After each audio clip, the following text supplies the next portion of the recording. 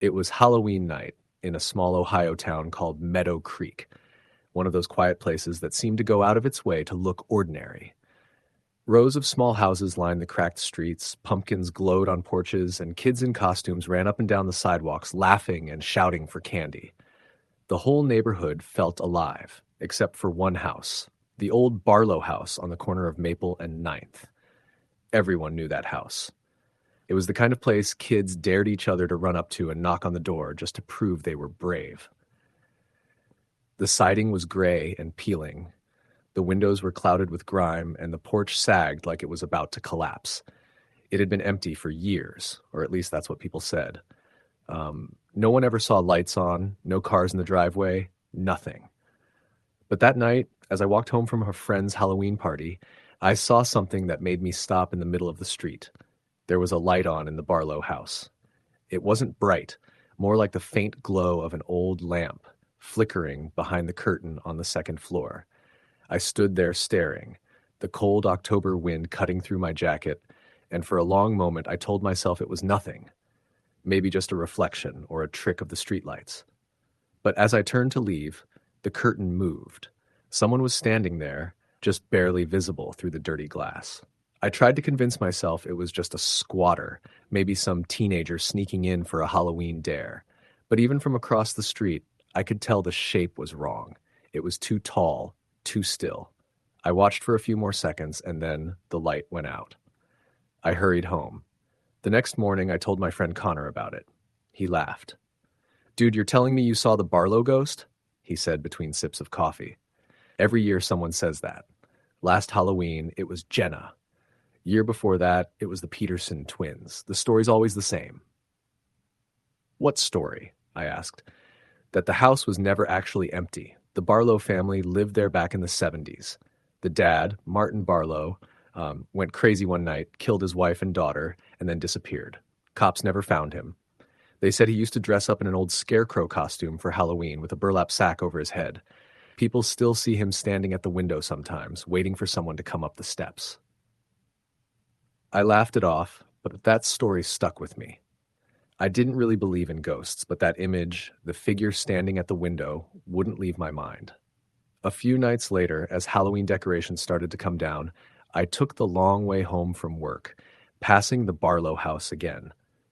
It was just after midnight, the air cold and still, the moon sitting high above the trees.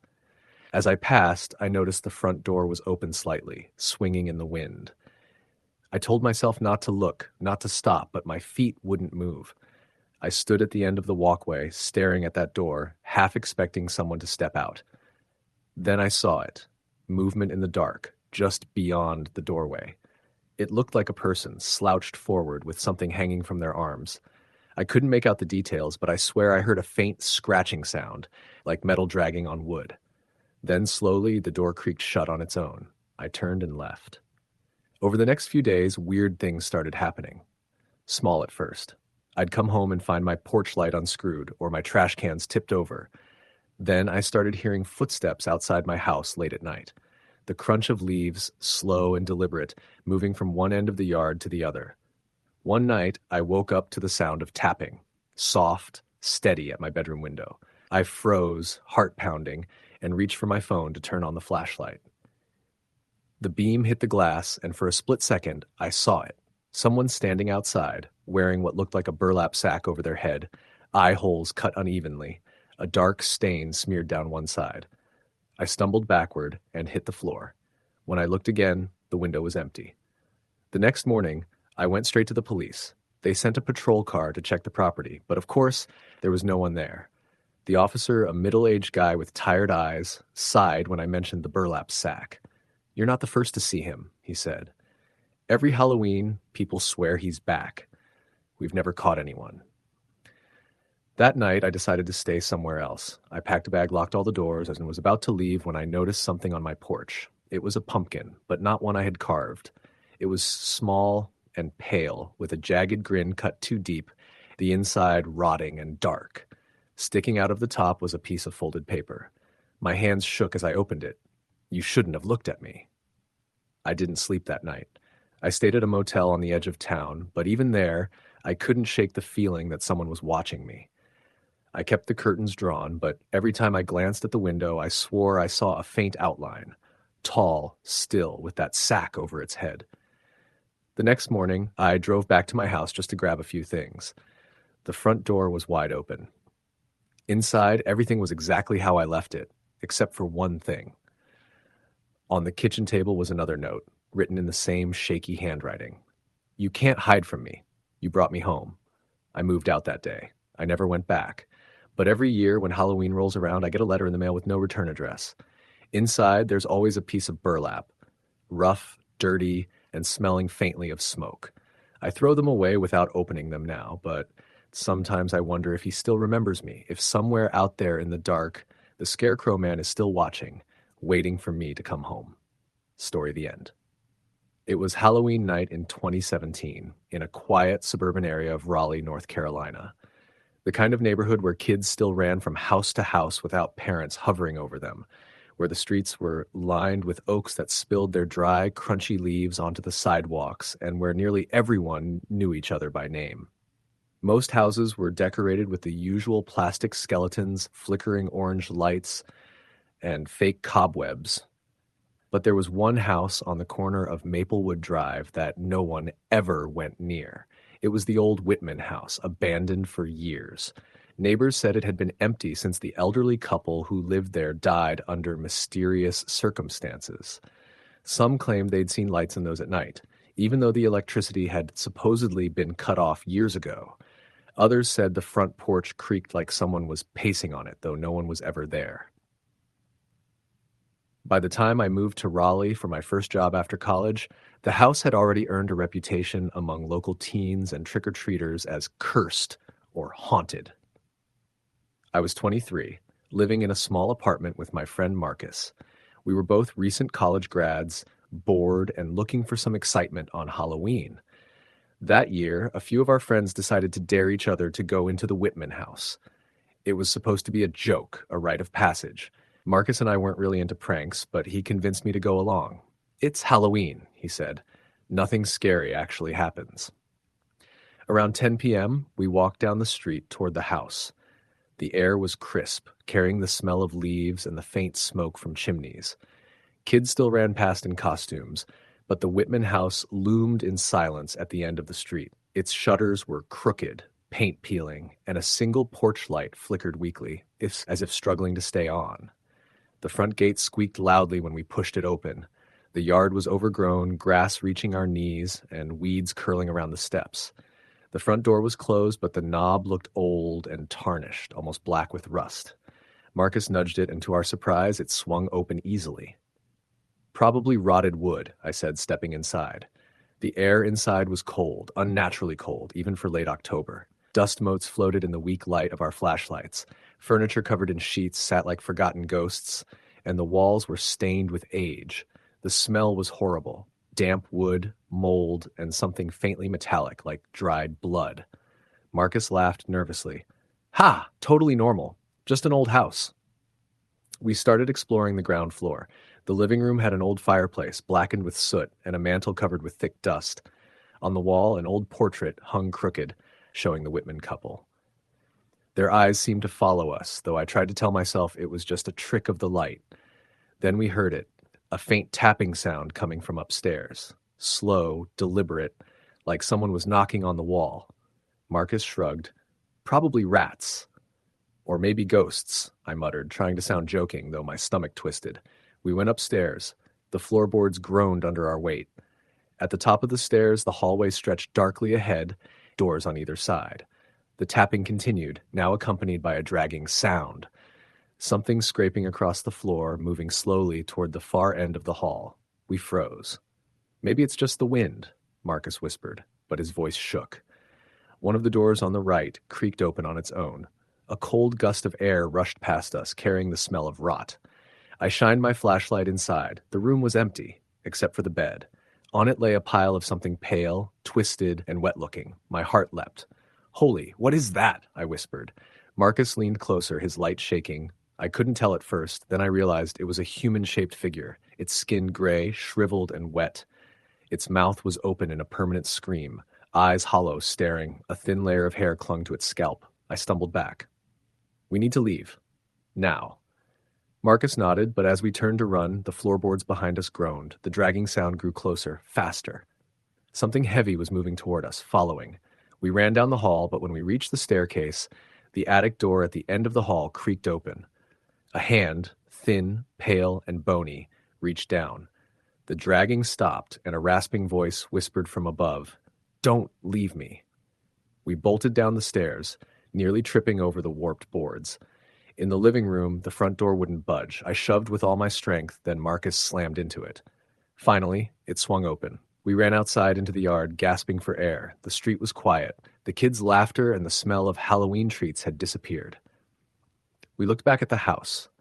The attic window, the one above the stairs, was dark. No lights, no movement, nothing. For weeks, I tried to forget what happened. But strange things started happening in my apartment. Shadows in the corners of rooms, faint scratching on the walls at night, and cold drafts that came from nowhere. Marcus moved out shortly after, claiming he couldn't sleep. Every Halloween since, I get the same uneasy feeling. Sometimes, when walking past old houses, I see shadows that shouldn't be there. Sometimes I swear I hear dragging footsteps behind me, soft and deliberate. And every time I close my eyes at night, I remember the hollow eyes of that thing on the bed in the Whitman house, staring at me, whispering, "Don't leave me." I don't go near abandoned houses anymore. I don't tell anyone about what I saw, but every year when Halloween comes, I feel it, the presence, the watching, waiting, and I know deep down that the Whitman house isn't empty, and it never will be. Story the end. It was Halloween of 2020, and I had just started a new job as a night security guard at an old abandoned school in rural Kentucky. The building had been closed for over a decade, and the district had contracted my company to patrol the property overnight to prevent trespassers and vandalism. I didn't think much of it at first. A quiet night job, some money, easy hours. What could go wrong? The first few nights were uneventful. The building groaned under its own weight. The old pipes squeaked, and the wind whistled through broken windows. I spent most of my time patrolling the perimeter, checking doors and making sure no one was sneaking in. The janitor's office still had a phone, but there was no dial tone. Cell service was spotty at best. On October 28th, I noticed something strange. As I walked past the old gymnasium, the doors, which I had locked myself an hour earlier, were slightly ajar. I could see the faint outline of something moving inside. I grabbed my flashlight and stepped closer, but the room was empty. The bleachers were dusty, the floor littered with leaves that had blown in from broken windows. I chalked it up to the wind. That night, while doing my rounds, I kept hearing whispers. Not loud voices, just faint, unintelligible murmurs, like a dozen people talking in hushed tones. They seemed to follow me from hallway to hallway, always just out of earshot. At first, I assumed it was the building settling. Old schools creak in strange ways, but the whispers kept repeating, sometimes with pauses, almost like they were trying to form words I couldn't understand. By October 30th, things escalated. I was checking the second-floor classrooms when I heard footsteps behind me. I turned quickly, flashlight beam cutting through the darkness, but there was no one there. The footsteps stopped. I moved again, and the sound resumed, always following, always stopping when I stopped. I went back downstairs, shaken, and tried to call my supervisor. No answer. The radio was dead. Even my phone, which sometimes worked outside, had no signal. I was alone. Around midnight, I went to check the auditorium. The doors were closed when I left the first time, but now they were wide open. Inside, the stage lights, which I was certain were disconnected, flickered on briefly, illuminating the room. On the stage, someone or something was standing. I froze. A figure, thin and tall, dressed in tattered clothing that looked decades old, slowly turned to face me. Its face was pale, sunken, with hollow eyes that seemed to pierce straight through me. It didn't move like a normal person. Its limbs were jerky, almost puppet-like. I backed away slowly, heart hammering. The figure raised its hand, pointing directly at me. A low, guttural whisper filled the auditorium, repeating one word over and over, "Leave." I ran. Down the hallway, through the main entrance, and out into the cold night. My flashlight flickered, then died, leaving me in near darkness. I didn't stop running until I reached my car, parked at the edge of the lot. The next day, I returned, thinking it had been my imagination. But the building had changed. The graffiti I remembered on the walls was gone. The broken windows looked intact. Even the dusty gym floor was clean. Nothing looked as it had the night before. On Halloween night, I was determined to finish my shift. I arrived at 10 p.m., flashlight in hand, heart racing. Around 11:30, I heard it, a faint tapping, like someone drumming their fingers on the hallway walls. I followed the sound, and it led me to a classroom I hadn't noticed before, one with the door slightly open. Inside were dozens of old student desks, perfectly arranged. On the teacher's desk was a single carved pumpkin. Inside, a candle flickered, casting long shadows. I approached cautiously. Carved into the pumpkin's flesh were words, "Stay." I spun around. The hallway was empty, but then the whispers returned, louder this time, echoing from every direction. "Stay, stay, stay." The pumpkin's flame went out. The figure appeared in the doorway, the same tall, tattered man, motionless, staring. I ran, tripping over a desk. When I looked back, he was closer, as if he had glided. I reached the exit, slammed the door, and didn't stop until I was in my car, engine roaring. The next morning, my supervisor called. He sounded panicked. Another security guard had been found outside the school, unconscious. When he woke, he claimed he had seen the same figure I had, and that it had tried to pull him inside. The police checked the building, found nothing, and said the property was empty. I quit that night. I couldn't go back. I couldn't risk it. Years later, I heard from a friend that the school was being demolished. Locals said that for decades, children had disappeared in the surrounding area, and many believed the school was cursed. Some said on Halloween, you could see a figure standing at the windows, staring out, waiting for the next person foolish enough to enter. Every Halloween since, I feel the same dread. Shadows seem to linger longer. Whispers brush past my ears in the dark.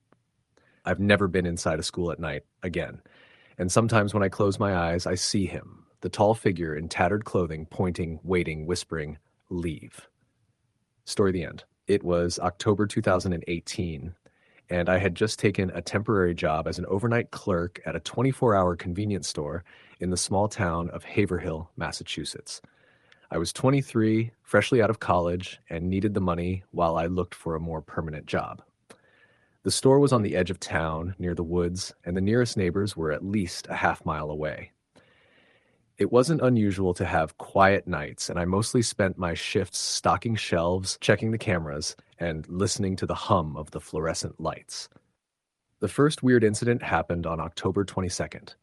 Around 11:45 p.m., a man walked in wearing a dark coat and what looked like a pumpkin mask. I assumed it was someone celebrating early for Halloween and tried to ignore him as he wandered between aisles. When he reached the counter, he didn't speak, just stared. I could see the faint flicker of what seemed like candlelight inside the mask. He walked out without buying anything, and the bell above the door jingled faintly as it closed behind him. The next night, I noticed scratches on the exterior glass doors. They weren't deep, but they looked deliberate, like someone had been trying to get in. I thought it was teenagers messing around, but when I checked the security footage, there was nothing. Just a brief flicker of movement in the parking lot, almost like a shadow, and then nothing. On October 24th, a woman called the store's emergency line. She lived a mile down the road and said she saw someone standing at the edge of her property, a glowing pumpkin head peeking through the trees. I alerted the local police, but by the time they arrived, there was nothing there, except a small pumpkin left on her porch, flickering with what appeared to be a candle inside. Over the next few days, reports kept coming in from around Haverhill. People spotted a tall figure wearing a pumpkin mask standing silently in yards on road shoulders, even at the edge of the local cemetery. Each report described the same slow, deliberate movements, or no movement at all, and the faint orange glow coming from inside the pumpkin. By October 28th, the town was on edge. Parents kept their kids indoors, businesses boarded windows, and the police increased patrols near abandoned buildings and wooded areas. I was working my shift at the convenience store when a call came over the scanner. Someone had spotted the pumpkin-headed figure walking along Route 12, heading toward the old mill. I decided to leave the store and see if I could catch a glimpse.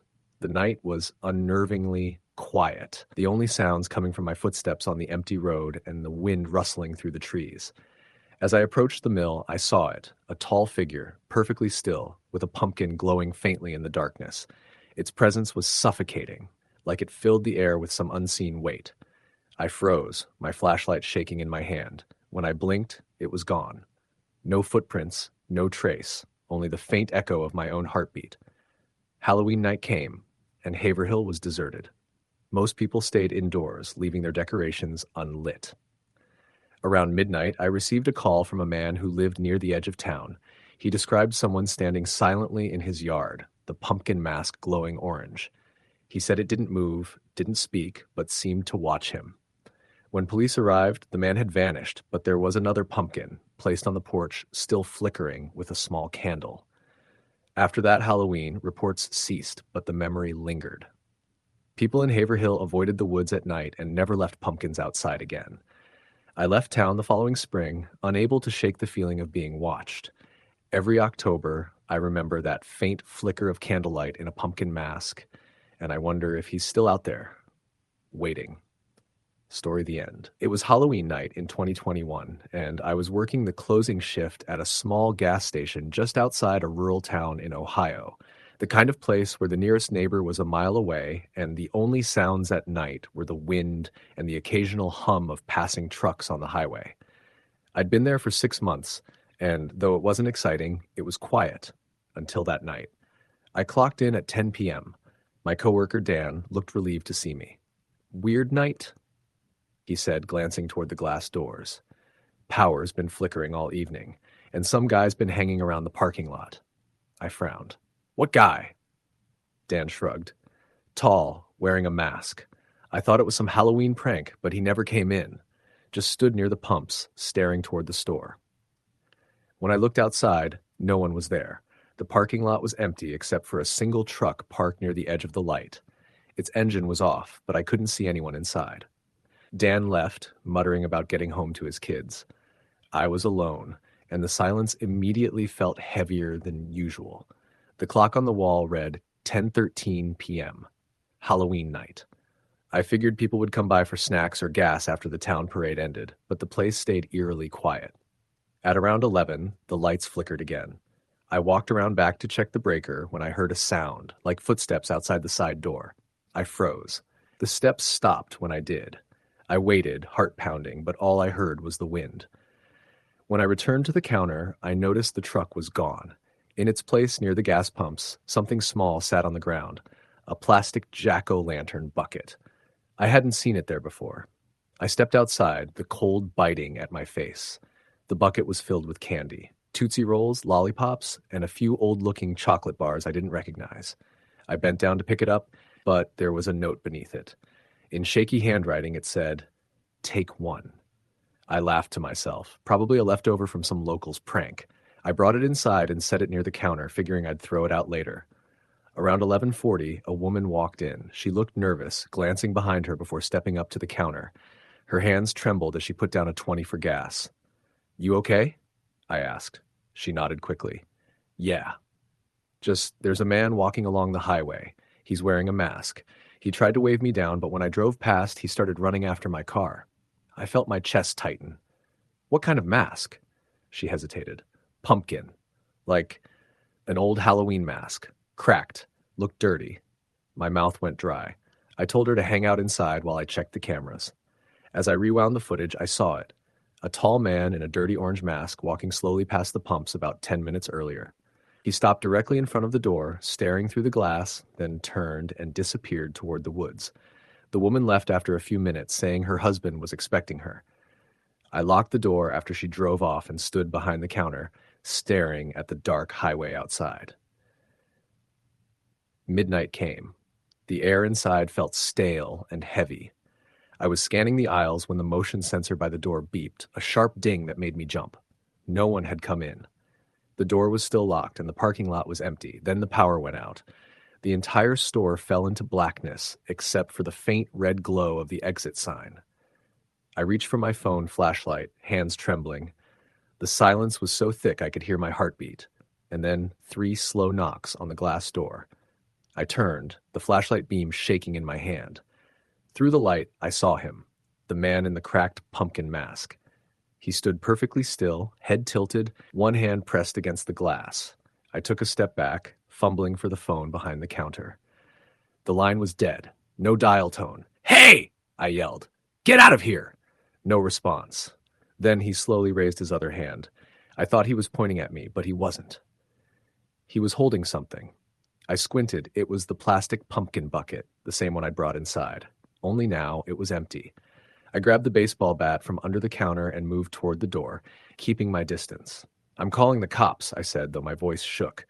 He didn't move. Then his head jerked sharply to the side, like something snapped inside him. The sound made my stomach twist, a wet, cracking noise that didn't sound human. I stumbled back. When I blinked, he was gone. I ran to the door, flipping on the porch light. The parking lot was empty. The night air was still. Only the faint smell of burnt rubber lingered, like something had been standing there too long. I went back inside, locked every door, and waited for morning. At 4:13 a.m., the power flickered back on. The lights buzzed, and the radio kicked in mid-song. I tried to laugh it off, convincing myself it was some Halloween prank by locals.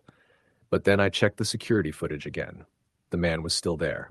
Not outside, inside. At 12:02 a.m., right after the power cut out, the camera in aisle 3 flickered. And in one frame, just one, he was standing between the shelves, his mask turned toward the camera. In the next frame, he was gone. I didn't sleep that day. I quit the next morning. 2 weeks later, my manager called. He was reviewing footage from Halloween night and asked if I had any idea who left the new jack-o'-lantern on the counter. I told him I'd thrown the old one away. He said, "No, I mean the one that's there now." He sent me a picture. The bucket was back on the counter, full of candy, and underneath it, a note written in the same shaky handwriting, "Take one." I told him to throw it away. He laughed and said he would. But a week later, the police found him dead in his car behind the station. No sign of struggle, no injuries. The coroner said it looked like his heart just stopped. On the passenger seat, they found a plastic jack-o'-lantern bucket. When I drive past that gas station now, it's boarded up. Locals say it closed after a few more incidents. Unexplained break-ins, strange figures caught on camera, people reporting that their cars died near the pumps. Every Halloween, someone claims to see a man in a cracked pumpkin mask standing by the door, holding a bucket, waiting. Sometimes I dream about that night. The knock on the glass, the dead phone, the way he tilted his head like he could see right through me. I wake up in a sweat, convinced I can still smell that faint burnt rubber in the air. And every October 31st, without fail, a package arrives at my door. No return address. Inside, a single piece of candy wrapped in orange foil. Story the end. It was Halloween week, 2016, when I moved into a small rental house on the outskirts of a quiet New England town. The house sat at the end of a narrow road lined with maples and oaks, their leaves blazing orange and red before the inevitable rot of November. I was 29, single, and had taken a temporary job at a nearby insurance office. The town seemed peaceful. Too peaceful. I figured I'd get a few trick-or-treaters on Halloween, maybe hand out some candy, watch a scary movie, and call it a night. But there was something off about that house from the start. It was a small, white, two-story place with green shutters and an old wraparound porch that creaked even when no one was on it. The landlord had been vague about its history, but when I'd asked why the rent was so cheap, he said something about bad winters and repairs, and quickly changed the subject. I brushed it off. The first few nights were fine, but then the noises started. It was around 1 a.m. when I heard footsteps in the attic, slow, deliberate, as if someone was pacing. I sat up in bed, listening. The sounds stopped. I told myself it was just the house settling. It was an old place, after all. But the next night, the steps came again, and this time there was a dragging sound, something heavy being pulled across the floorboards above me. I tried to convince myself it was animals, a raccoon, maybe? But when I mentioned it at the diner the next morning, the waitress froze. Her smile faded, and she leaned closer. "You're in the Carter place?" I nodded. Her voice dropped to a whisper. "You should move out. No one stays there long." When I asked why, she hesitated, glancing toward an older man sitting at the counter. He spoke before she could answer. That house was the scene of a murder. Halloween night, 1978. Woman named Helen Carter, husband killed her and disappeared. Cops never found him. The story unsettled me, but I laughed it off. Ghost stories always surface near Halloween. Still, that night, I couldn't sleep. Every sound made me flinch. The creaking above me came again, followed by soft tapping along the ceiling. Then, faintly, a woman's voice, almost too quiet to hear. I couldn't make out the words, but the tone was pleading. Desperate. I got up and turned on every light in the house. Nothing. Just silence and the faint smell of something old and rotten. The next morning, I found something strange on my porch. A single shoe. Women's, small, faded blue leather. It looked decades old. The laces were frayed. There was no one around, and my neighbors were too far down the road for it to be a prank. I left it there, figuring maybe some animal had dragged it over from the woods. But that night, when I looked out the window, the shoe was gone. The following day, I heard knocking at the front door. 3 knocks, slow and heavy. When I opened it, no one was there. Just a faint, cold draft that brushed past me like someone walking into the house. The hallway light flickered. I closed the door, locked it, and backed away, my pulse hammering. By October 30th, I was sleeping downstairs on the couch, too afraid to go up to the bedroom. The attic noises had grown louder. It wasn't just pacing anymore. It was footsteps running, like someone was frantically moving back and forth. Sometimes it sounded like furniture scraping. Then came the crying. A woman's voice, low and broken, echoing faintly through the vents. On Halloween morning, I decided I'd had enough. I called the landlord, told him I was leaving. He didn't argue. He just said, "Do what you have to do." His voice was tense, like he already knew why I was calling. I started packing. By sunset, I was nearly done. The trick-or-treaters had started making their rounds, their laughter carrying faintly through the night. I gave candy to a few kids who wandered up the long driveway, but most avoided my house entirely. I was on my way to the car with my last box when I saw her. She was standing at the edge of the woods, about 30 feet from the driveway, a woman in a long, faded nightgown. Her hair was long, dark, and matted. Her head was tilted slightly, and her arms hung at her sides. Even from that distance, I could tell something wasn't right. Her skin looked gray, and her eyes, what I could see of them, were hollow, as if they reflected no light at all. I froze. For several seconds, we just stood there, staring at each other. Then she raised her hand and pointed directly at me. My heart slammed in my chest. I turned and ran into the house, slamming the door behind me. I grabbed my phone to call the police, but the screen stayed black. No signal. The power flickered, then went out entirely, plunging the house into darkness. The footsteps started again upstairs, fast, frantic. Then I heard a door slam open. A moment later, the sound came from the stairs. Someone or something was coming down. The floorboards groaned with each step.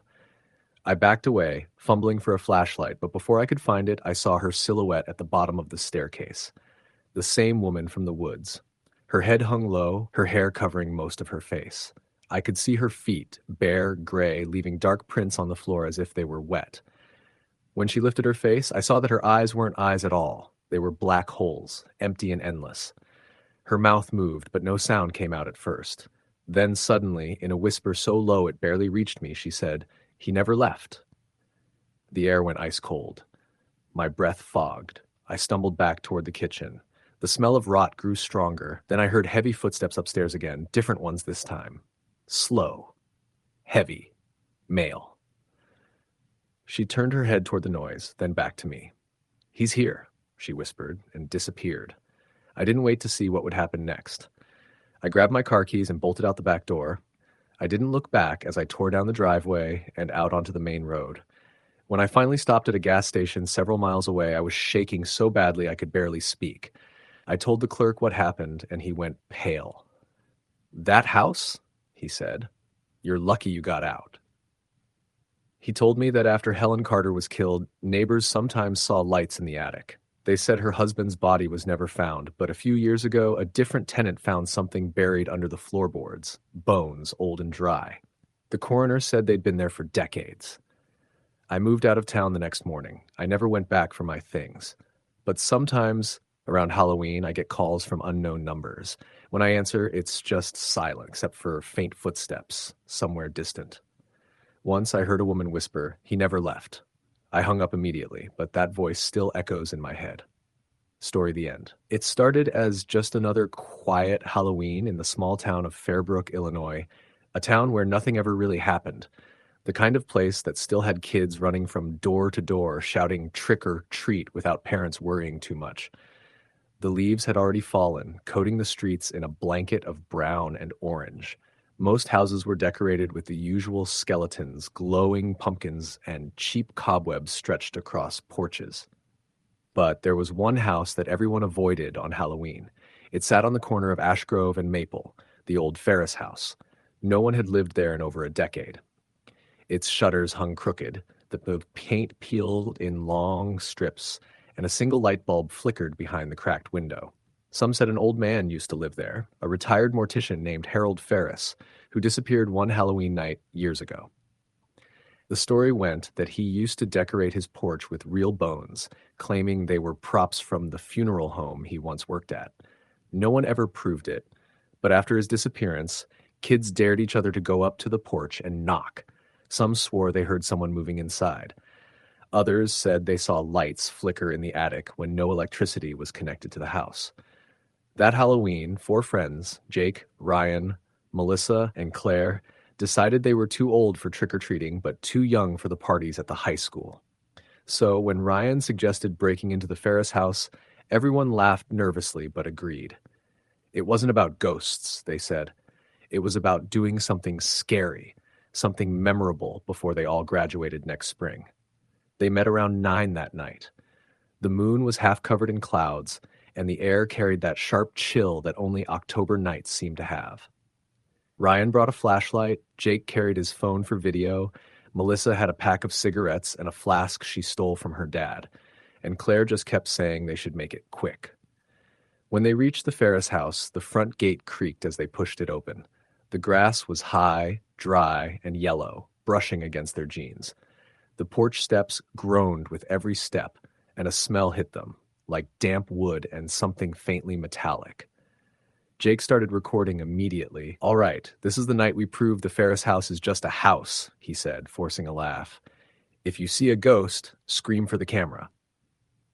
The front door was already slightly open, as if waiting for them. Ryan nudged it with his foot. It made a long, whining sound as it swung inward. The air inside was colder than outside. Dust floated in their flashlight beams. Furniture covered with white sheets filled the room, and faded wallpaper peeled off the walls like dead skin. "Jesus," Melissa muttered. "It smells like a crypt in here." "Fitting," Ryan said. Old Ferris probably liked it that way. They explored the living room first. A clock sat on the mantel, stopped at 11:59. Cobwebs hung like tattered curtains. The smell of rot seemed stronger near the hallway. Claire noticed faint, muddy footprints leading toward the kitchen. Too recent to be from Ferris, she whispered. "Someone's been here." Ryan brushed it off. "Probably some homeless dude or some other kids. Let's just look around." In the kitchen, dishes were still in the sink, covered in black mold. A refrigerator door stood open, its shelves bare except for a cracked jar of something unrecognizable. Jake shined his phone light on a newspaper clippings tacked to the wall. They were old, yellowed. One headline read, "Local mortician under investigation after missing body found mutilated." Another said, "Harold Ferris declared missing. Police suspect foul play." "Creepy bastard," Melissa said, taking a sip from the flask. "No wonder nobody wanted to buy this place." The sound came from above them, faint like a soft dragging. All 4 froze. Ryan pointed the flashlight upward. "Probably raccoons," he said too quickly. Jake grinned nervously. "Yeah, raccoons that walk in shoes." The noise came again, slower this time. This like something or someone was being pulled across the floorboards upstairs. Claire grabbed Ryan's arm. "I think we should go." "No way," he said. "We came here to prove it's just a story. Let's go up." They climbed the stairs, one by one. Every step moaned. The second floor was darker. The hallway stretched out with doors on each side. The air felt thicker here, heavy and cold. Ryan picked a room at random and pushed it open. Inside was an old bedroom. The bed frame was iron, rusted, and the mattress was stained dark in the middle. On the dresser, a small mirror leaned against the wall, its surface warped and cracked. "God," Melissa said, staring at the stains. "Is that blood?" Jake leaned closer with his phone light. "Looks like it, but it's old, probably from an animal or something." Claire looked around nervously. Guys, seriously, this doesn't feel right. Ryan ignored her and went to the next door. It was locked. He twisted the knob, kicked it once, and it popped open. Inside, the walls were lined with shelves, and jars filled with cloudy liquid sat neatly arranged. Something floated inside each one. Jake moved the light closer, and they saw it. Small, pale shapes suspended in murky fluid. Fingers. Eyes. Something that looked like a shriveled tongue. Melissa gagged. What the hell? Ryan turned pale, but tried to laugh it off. Probably just animal parts. Like preserved specimens or something. Those are human, Claire whispered. You can see the nails. Suddenly, the sound came again, louder now, from the attic. A dragging scrape followed by a heavy thud. Jake turned to Ryan. Still think it's raccoons? Ryan hesitated, then forced a grin. Let's check it out. Melissa grabbed his sleeve. Are you crazy? You saw that shit. He was keeping body parts. Which means it's a perfect Halloween story, Ryan said. We'll be legends at school. They found the attic door in the hallway ceiling, a wooden panel with a string hanging down. Ryan pulled it, and the stairs creaked open. Cold air rushed out, bringing with it a foul chemical smell. Jake aimed his camera upward. Ladies first, he joked weakly. Ryan went up first, then Jake. Melissa followed reluctantly, and Claire came last, trembling. The attic was worse than they expected. It was lined with tables covered in stained sheets. Old surgical tools lay rusted and dark with dried brown residue. A single light bulb flickered weakly, hanging from a wire. In the corner, under a large tarp, something moved. Jake raised his phone. There's something under that. Ryan took a step forward, reaching for the tarp. The movement stopped. Then, slowly, it started again. He yanked the tarp off. Underneath was a figure, seated in a wooden chair. It was a man, or what was left of one, his skin gray and tight over his bones, his eyes open but cloudy, his mouth stretched into a fixed grin. A name tag hung around his neck. Harold Ferris. Melissa screamed and stumbled back, hitting one of the tables. Something glass shattered. Ryan froze. Holy shit, he whispered. It's him. Then Ferris's head twitched. Not a trick of the light, not a sway from movement, an actual twitch. His jaw creaked open slightly, and a thin sound came out. It wasn't a voice, not exactly. More like air escaping old lungs. Claire bolted down the ladder, screaming. Jake dropped his phone. It clattered across the floor. The bulb above them flickered violently. Melissa was crying. We need to go. We need to go. Ryan grabbed Jake's arm, but before they could move, the light went out. Total darkness. Then they heard the sound again, the dragging. But this time it was close. Too close. Something brushed against Ryan's leg, wet and cold. He swung the flashlight wildly, catching glimpses of movement. The dead man's hand twitching, his body jerking upright, bones cracking like branches. Jake screamed, sprinting toward the ladder. Melissa tripped and fell, hitting her head against a table. Ryan grabbed her, trying to pull her up, but the smell grew stronger, like formaldehyde and rot, and he felt something gripping his ankle. He looked down. A gray, shriveled hand was wrapped around his leg, fingernails digging into his jeans. He kicked hard, breaking free, and tumbled down the ladder. Jake and Claire were already at the front door, fumbling with the handle that suddenly wouldn't budge. Melissa stumbled after them, bleeding from her forehead. The dragging sound followed them down the stairs. Slow, rhythmic, impossibly steady. Jake slammed his shoulder into the door again, and it burst open. Cold night air hit them like a shock. They ran, not looking back, until they reached the streetlight on the corner. Only then did they realize Ryan wasn't with them. Jake turned, gasping, "Ryan, come on!" But the porch was empty.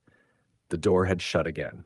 They stood there for several seconds, shivering and staring at the dark windows. When they finally called the police, they expected no one to believe them. But the next day, when officers went inside, they found the house exactly as it was, except for one thing. The chair in the attic was empty. The tarp lay on the floor. And Ryan's phone was found beside the chair, still recording. The footage showed them entering, laughing, exploring. Then it showed the figure twitching, the light going out, the sound of screams, and finally, faintly in the dark, a man's raspy voice whispering, "Don't leave me alone again." They never found Ryan. Melissa moved away a month later. Claire refused to talk about that night ever again.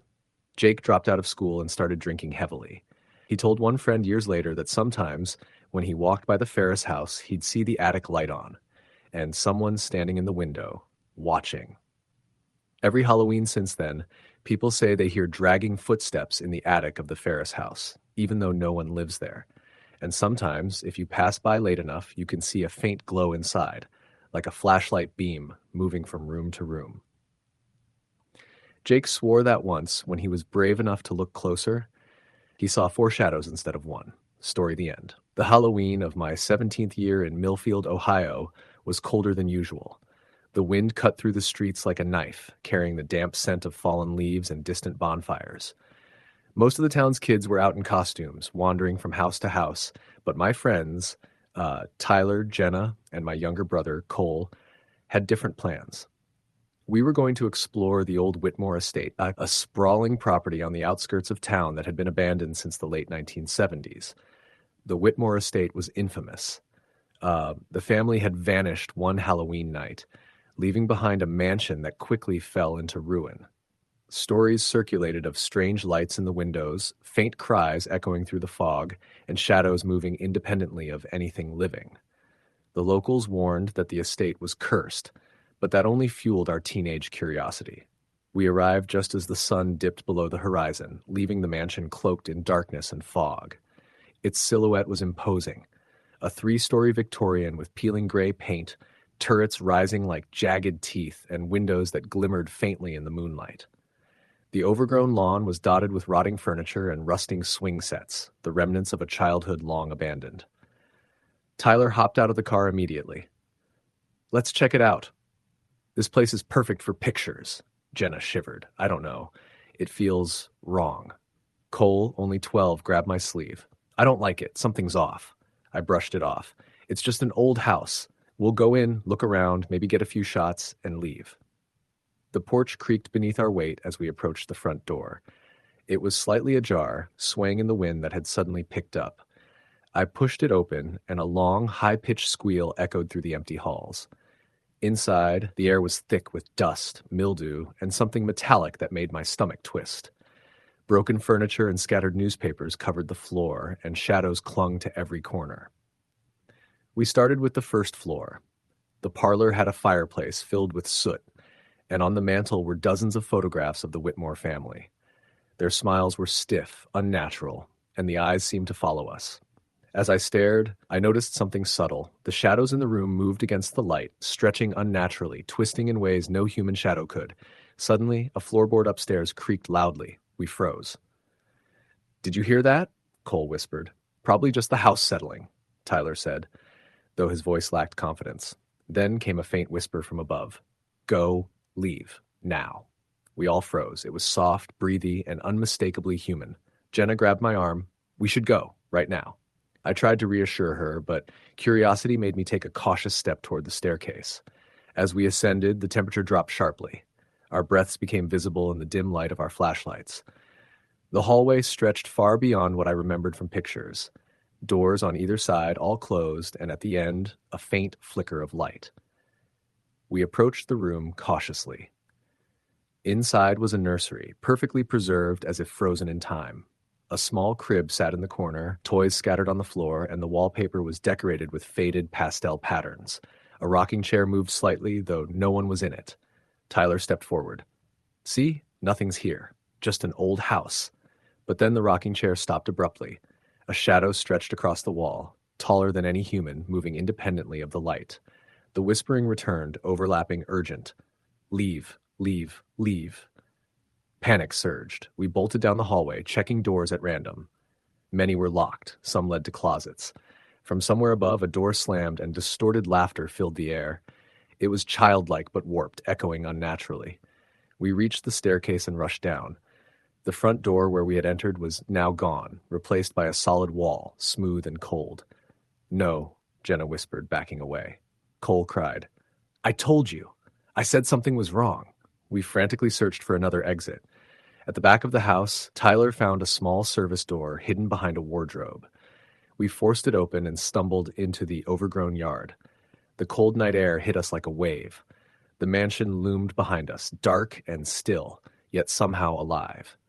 We ran to my car, jumped in, and locked the doors. The drive home was tense and silent, the only sound our rapid breathing. Over the next few days, strange things began to happen. At my house, objects moved slightly when no one touched them. Shadows lingered in corners, and on foggy nights I could hear faint whispers outside my window. Jenna moved away, unable to cope with the unease, and Tyler became withdrawn, often staring into empty rooms. Cole refused to speak of the night again. Years later, I returned to Millfield and drove past the Whitmore Estates location. The mansion was gone, replaced by overgrown grass and a single oak tree. Rationally, I knew it must have been demolished. But as I passed, I caught movement among the trees, a shadow unnaturally tall watching me. I didn't stop, I didn't even slow down. Even now, every Halloween, when the wind carries the scent of damp leaves and fog rolls in, I remember that night. The whispers, the shadows, the sense of being hunted. And I know the Whitmore estate, or whatever remained of it, wasn't just a house. It was something patient, unseen, and waiting for the next curious soul. Story the end. It was the last weekend of October in 2019 when I moved into a small duplex house in rural Pennsylvania. The rent was cheap, too cheap for how clean and well-kept the place looked online. It sat at the end of a long, narrow road surrounded by old oak trees and wide fields. The owner, a quiet man named Mr. Landry, told me the previous tenant had moved out suddenly, but didn't elaborate. I didn't care much at the time. I'd been looking for solitude after a bad breakup and wanted a place where no one knew me. The first few days were normal. The house had an odd smell, like damp leaves and something metallic, but it faded after I aired out the rooms. There were 2 bedrooms, 1 small bathroom, a kitchen, and a living room with a narrow staircase leading to an attic that had been converted into storage. The place came partially furnished, including an old couch, a dresser, and a heavy antique mirror in the hallway that looked too expensive for the rest of the decor. Mr. Landry had left a note on the kitchen counter with one rule written at the bottom: "Don't open the attic after midnight." I assumed it was a joke or just an old superstition, maybe something left over from the previous tenant. It seemed harmless, almost funny, but for some reason, the handwriting looked rushed and shaky, like he'd written it while in a hurry. I pinned it to the fridge as a conversation piece, even though there was no one around to laugh about it with. As Halloween week approached, the nearby town started to light up with decorations: jack-o'-lanterns, fake cobwebs, and scarecrows sitting on porches. I worked remotely, so I didn't interact with many people, but I'd walk into town sometimes for groceries. One day, an old woman who ran the corner store asked if I'd settled into Landry's place okay. When I nodded, she gave me a strange look and said quietly, "You should keep your lights on this week, especially on Halloween night." When I asked her what she meant, she just smiled weakly and muttered something about the attic. That night, I started hearing noises. It sounded like shuffling above the ceiling, slow dragging footsteps across the attic floor. The first time I heard it, I assumed it was raccoons or maybe squirrels. But the longer I listened, the more deliberate it sounded, like someone pacing back and forth. I grabbed a flashlight, climbed the narrow stairs, and opened the attic door. The air was cold, far colder than the rest of the house, and a faint smell of rot hit me as soon as I stepped in. I swung the light around, revealing boxes, old clothes, and that same antique mirror I'd seen downstairs. I hadn't brought it up there, but there it was, leaned against the far wall. My heart thudded. The mirror reflected my flashlight's beam, warping my face slightly in its surface. I moved closer and noticed something strange. The reflection didn't match my movement perfectly. It lagged, almost like a bad video feed. When I raised my flashlight, the version of me in the mirror raised it a second later. I blinked hard, thinking my eyes were playing tricks, but then I saw it. A faint, dark shape standing just behind my reflection, barely visible in the glass. I turned fast, but there was nothing there. The attic was empty. I backed out and shut the door hard, almost afraid to breathe. I told myself I was imagining things, that maybe I'd been staring too long. But that night, when I lay in bed, I heard soft, deliberate footsteps again. This time, they went from the attic to the top of the stairs, then silence. The next morning, I found the attic door cracked open. I knew I'd closed it. On October 30th, the power flickered off around midnight. I lit some candles and sat in the living room, trying to distract myself with my phone. The faint creaks above me started again. I called Mr. Landry to ask if there were known issues with animals getting into the attic. He didn't pick up. I left a message. Then around 12:40, I heard a loud bang. Something heavy had fallen upstairs. Against my better judgment, I grabbed my flashlight and went up again. The attic door was wide open. My breath came out in visible white clouds, like I'd stepped into a freezer. I shone the light across the room, and my stomach dropped. The mirror had moved. It was now facing the door directly, tilted slightly downward as though someone had adjusted it. There were smudged handprints on the glass, long and thin, far too long to be human. My light trembled as I backed away. Then I saw movement inside the reflection. Not me. Something behind me. A figure. I spun around and saw nothing but shadows. My hand shook so hard the flashlight beam bounced across the floor. When I turned back toward the mirror, the reflection didn't show me anymore. It showed the room as it was, but empty. Then, slowly, a face appeared in the glass. Pale, hollow-eyed, and slack-jawed. The face opened its mouth, and even though no sound came from the mirror, I heard whispering all around me. Soft, disjointed words like someone murmuring just behind my ear. I dropped the flashlight and bolted. I didn't stop running until I reached my bedroom. I locked the door, crawled under the covers like a child, and stayed there until dawn. In the morning, the mirror was gone. I went to the attic, and it wasn't there either. The entire space was empty, as though someone had cleaned it out overnight. When I called Mr. Landry again, he finally answered.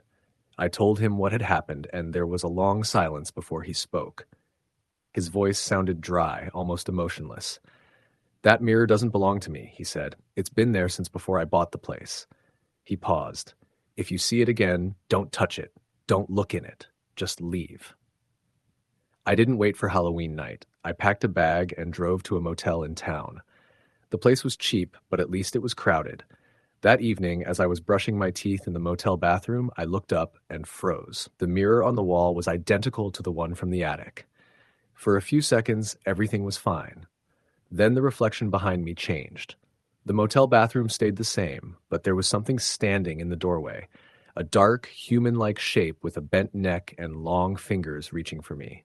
I whipped around, but the doorway was empty. When I looked back at the mirror, the figure was closer, almost pressing its hand against the glass. I turned away, yanked the towel from the rack, and threw it over the mirror. My chest felt tight. I grabbed my things and left that room within minutes, switching to a different one across the hall.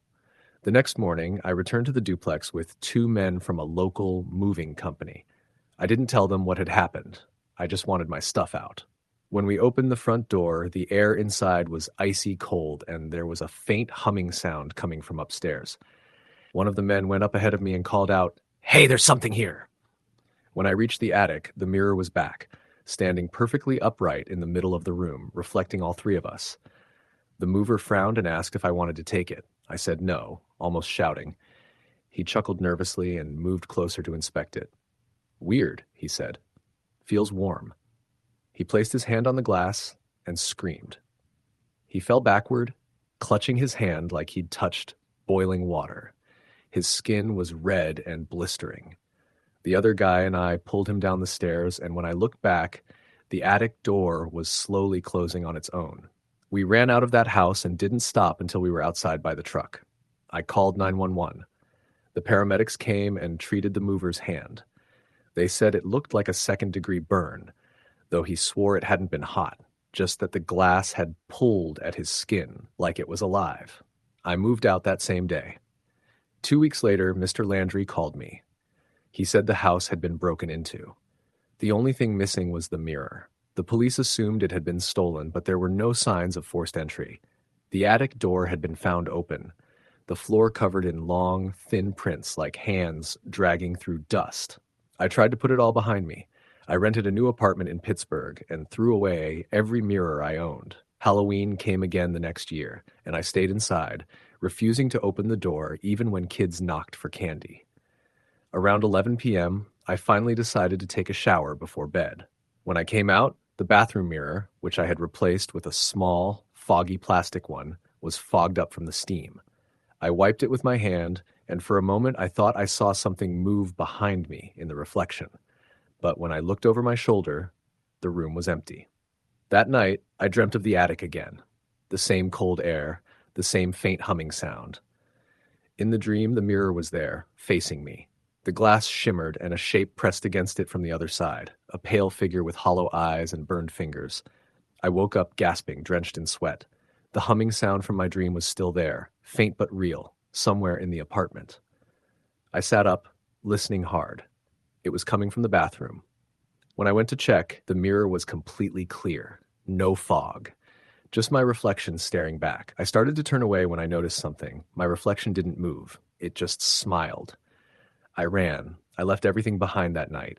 No one ever found that mirror again. But every Halloween since, no matter where I live, I wake up to find a single handprint on the inside of my bathroom mirror, long, thin, and smudged in a way that's almost human.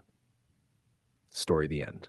It was a late October evening in rural Ohio, the kind of night where the wind rustled dead leaves across empty streets and the moon hung low behind clouds, casting the town in a dim, silvery glow. Halloween was hours away, and the air smelled faintly of smoke and fallen leaves. I was 17 at the time, and like most teens, my friends and I were hungry for a thrill, a real scare, not just the usual haunted houses and cheap decorations. That night, our target was the old Whitaker farm, an abandoned property on the edge of town that had been empty for decades. Stories about the Whitaker place had circulated for years. People said the last family to live there disappeared without a trace. Some claimed to see shadows moving behind broken windows, hear whispers calling from the overgrown fields, and even glimpse figures standing in the foggy yard at night. Being a group of thrill seekers, we didn't care. We wanted to see it for ourselves. The group consisted of me, Sam, who was impulsive and daring, Rachel, cautious but unable to resist a dare, and Tyler, the quiet one who carried a camera and insisted on documenting everything. We left my house just after dark, flashlights in hand, crunching through piles of leaves as we walked toward the farm. The streets were almost deserted, the occasional distant bark of a dog echoing through the fog. As we approached the property, the air seemed to grow colder. The house came into view through the mist, a massive, decaying farmhouse with a sagging roof, shattered windows, and a front porch that looked ready to collapse at any moment. The gate to the property hung crookedly on rusty hinges, squeaking in protest as we pushed it open. The yard was overgrown, weeds clawing at our legs, and a faint metallic smell hung in the air, sharp and unsettling. Rachel shivered. "I don't like this," she whispered. "Relax," Sam said, leading the way. "It's just an old house." We stepped onto the porch, each board groaning under our weight. The front door was barely hanging, swinging slightly when we touched it. As soon as it opened, a rush of cold, damp air hit us, carrying the faint smell of decay, mold, and something else, sweet, coppery, metallic. My stomach twisted. Inside, the house was a graveyard of forgotten lives. Dust covered everything, cobwebs hung like drapes, and furniture lay broken and overturned. On a side table, a family photograph had survived the years. A man, a woman, and a young boy, all smiling, though their eyes were dark, hollow, and somehow lifeless. "Let's check upstairs," Sam said, though even I could hear the trepidation in his voice. The stairs creaked loudly with every step, threatening to give way. The hallway upstairs was narrow, lined with closed doors. At the end, a door was slightly ajar, faint shadows flickering inside. Sam pushed it open. Inside was a rocking chair, moving slowly back and forth, though no one was there. My heart froze. "That chair, it's moving," I whispered. Tyler raised his camera, but his hands trembled. "Probably just the wind," he muttered, though the room had no windows, no airflow. Then we noticed it. A fresh, wet handprint pressed into the dust on the floor, leading from the chair toward the corner. Sam knelt, tracing it with his fingers. "Someone was just here," he said, voice barely audible. That's when we heard it. A low, guttural growl from the hallway, distorted, almost human. We froze. The sound came again, closer, circling us. There was nothing visible. We ran.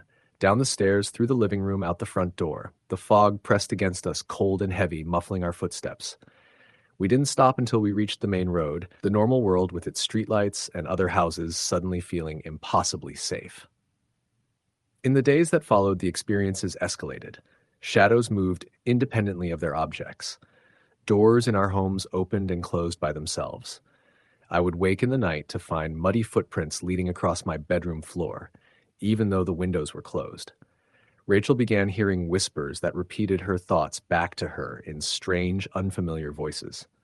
Tyler's camera began capturing odd figures standing in corners of his bedroom when no one was there.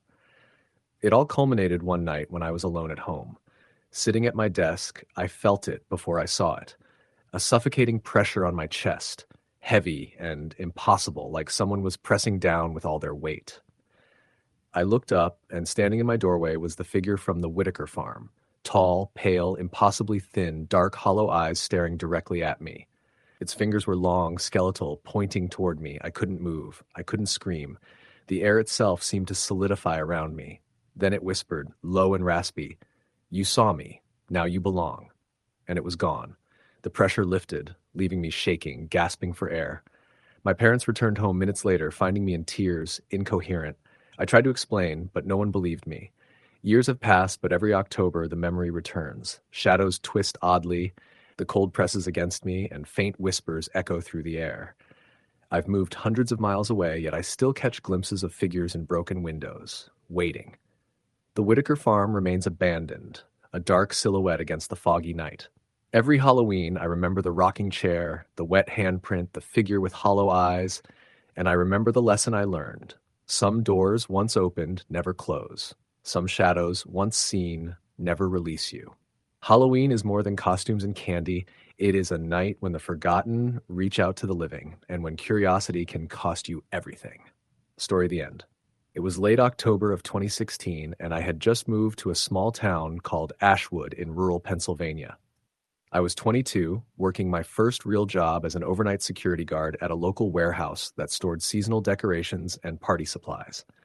The warehouse was huge, old, and drafty, built in the 1970s, with long rows of empty shelves and narrow aisles that twisted like a maze in the dim, fluorescent lights. I didn't mind the job. The pay was decent, and it allowed me to keep my apartment rent-free as part of the deal. But there was something about the place at night that never felt right. I started on October 20th, and the first few nights were uneventful.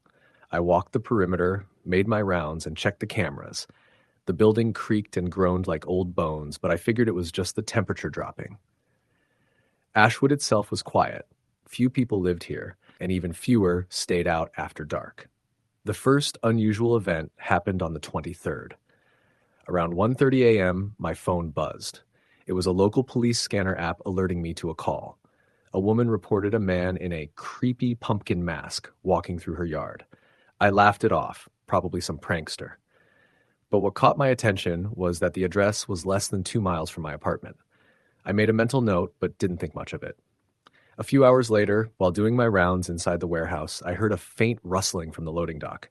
At first, I thought it was a raccoon or stray cat, but then I saw a shadow moving outside, just beyond the security lights. It was tall and thin, standing perfectly still.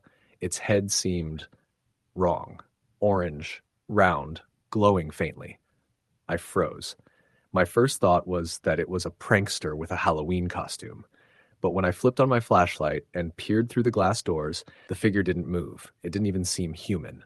Just standing, watching. Then it vanished. The next day, I told a coworker, but he shrugged. Probably just a kid trying to scare you. It is almost Halloween. I wanted to believe that, but the feeling of unease lingered. By October 25th, reports of a pumpkin man began popping up online in the town's community forum.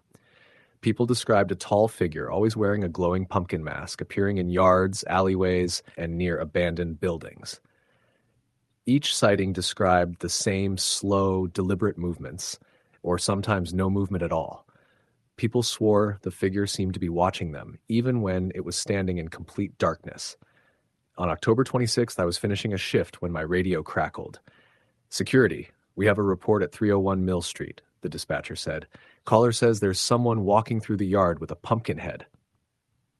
I grabbed my flashlight and headed out, thinking it was another prank. When I arrived, the yard was empty, except for a small pumpkin sitting on the porch step. I didn't touch it, but I noticed it was carved crudely, with a candle inside that flickered weakly. The next night, October 27th, I decided to do a longer patrol around Ashwood. The streets were empty, the wind cold and sharp. I walked past an old church when I saw it. standing in the shadows by the cemetery wall, tall, broad-shouldered with a pumpkin for a head. I froze. It was just standing there. I couldn't see eyes, only the faint glow of the candlelight inside the pumpkin. I thought of calling the police, but my phone died. I tried to run, but my legs felt heavy. Then, as I blinked, it was gone. Just gone. No footprints, no trace, only the echo of my own breath and the wind in the trees. The incidents escalated quickly after that. On October 28th, a neighbor reported someone trying to open her door in the middle of the night. She called the police, describing the same pumpkin-headed figure. Officers arrived but found nothing except another small, glowing pumpkin left on her doorstep. On October 29th, a teenager disappeared near the old mill on the outskirts of town. His friends reported seeing him chase a figure in a pumpkin mask into the woods. The boy never came back. Officers searched for days, finding only a small pumpkin carved with a sinister grin near the edge of the forest. Halloween night arrived and the town was tense. People barricaded doors and windows, children were kept inside, and the police patrolled aggressively. I was at the warehouse monitoring security cameras when the first reports came in. Someone saw the figure walking through the center of town. Another report said it was near the cemetery. A third reported a glowing pumpkin sitting on a porch in the oldest part of town, despite the house being empty for years. Throughout the night, sightings kept coming. The figure seemed to appear and vanish at will. Sometimes it stood perfectly still, sometimes it moved slowly, deliberately, and always disappeared before anyone could reach it. People described an unnerving presence, a feeling of being watched, and a suffocating dread that lingered long after the figure vanished.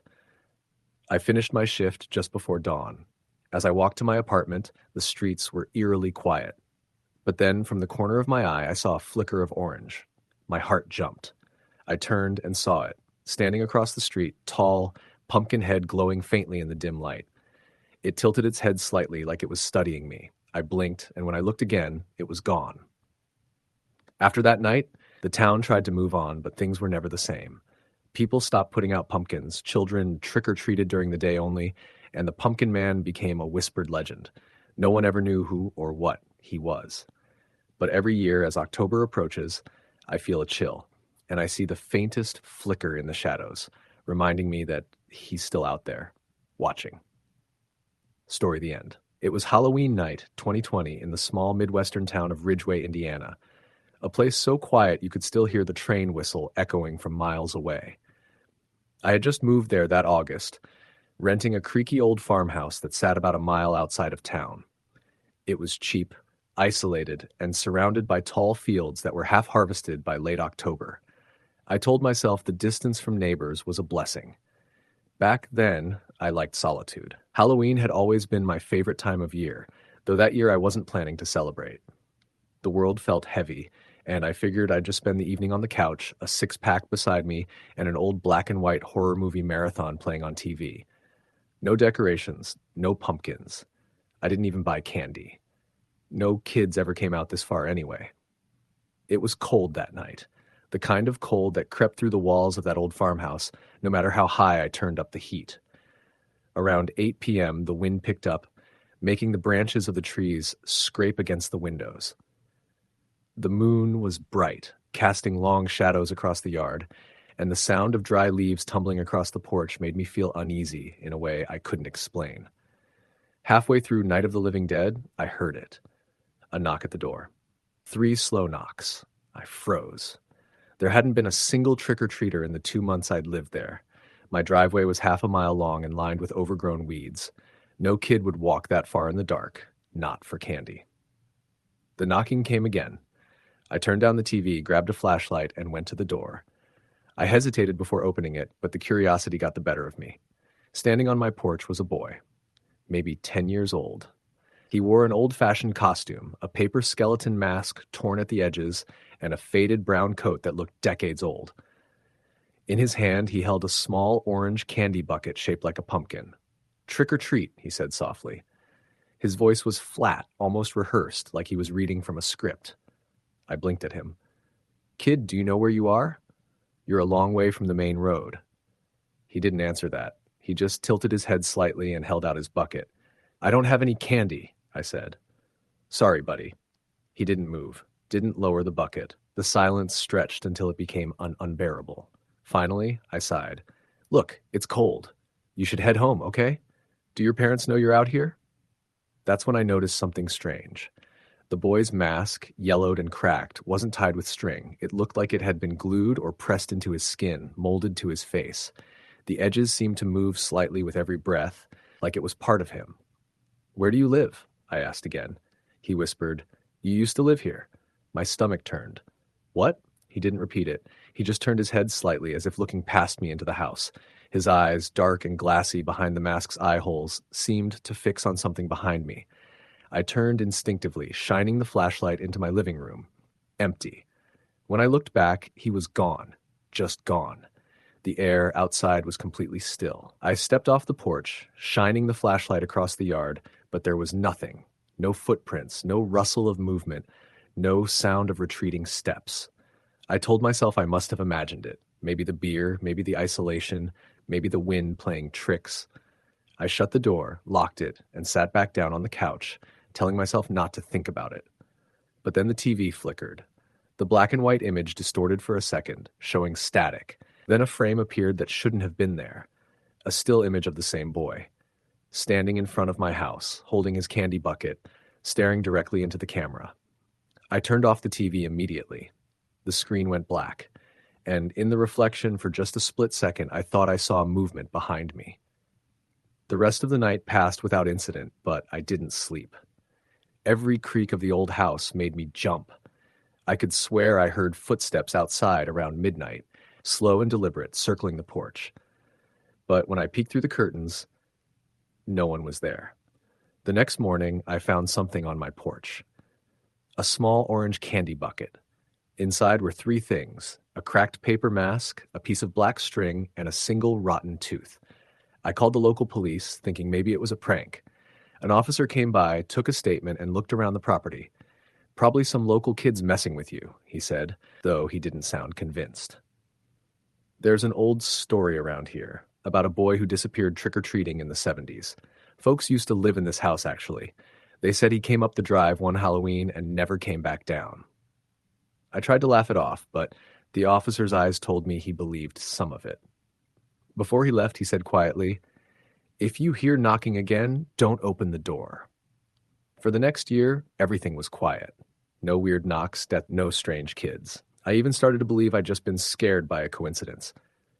Until the following Halloween, October 31st, 2021. It was late, close to 11 p.m., and I was sitting in the kitchen when the lights flickered. The power went out for less than a second, then came back on. Then came the sound. 3 slow knocks, exactly the same rhythm as before. I stood frozen, staring at the door. The same uneasy feeling crept up my spine. I told myself not to answer, but the sound came again, louder this time. I grabbed a knife from the counter and slowly approached the front door. My heart was pounding so hard I could barely hear my own footsteps. I peeked through the peephole. No one. I let out a shaky breath and turned away. That's when I heard it, someone whispering, very close. Trick or treat. It came from behind the door. I backed away, staring at the handle, which slowly began to rattle. The sound grew louder and louder until I couldn't take it anymore. I threw open the door. No one was there. But in the dirt at the bottom of the steps, I saw footprints. Small. Bare. Leading away from the porch and into the cornfield behind the house. I don't know what compelled me to follow them, but I did. I grabbed my flashlight and stepped off the porch, my breath fogging in the cold air. The cornfield was thick and overgrown, but the path was clear. Those tiny footprints pressed deep into the mud.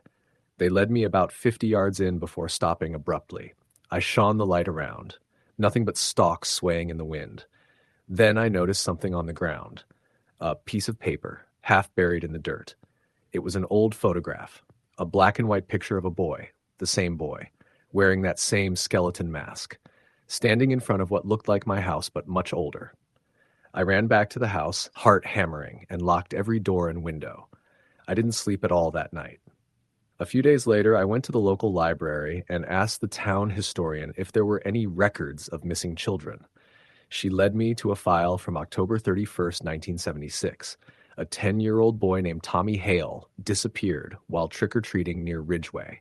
Witnesses said they saw him heading toward a farmhouse on the edge of town, the same house I now lived in. His body was never found. The only thing the police discovered was his candy bucket, sitting on the porch, filled with dirt and broken glass. I moved out the next month. I thought that would be the end of it, but the next Halloween around midnight, I got a text from an unknown number. No words, just a picture.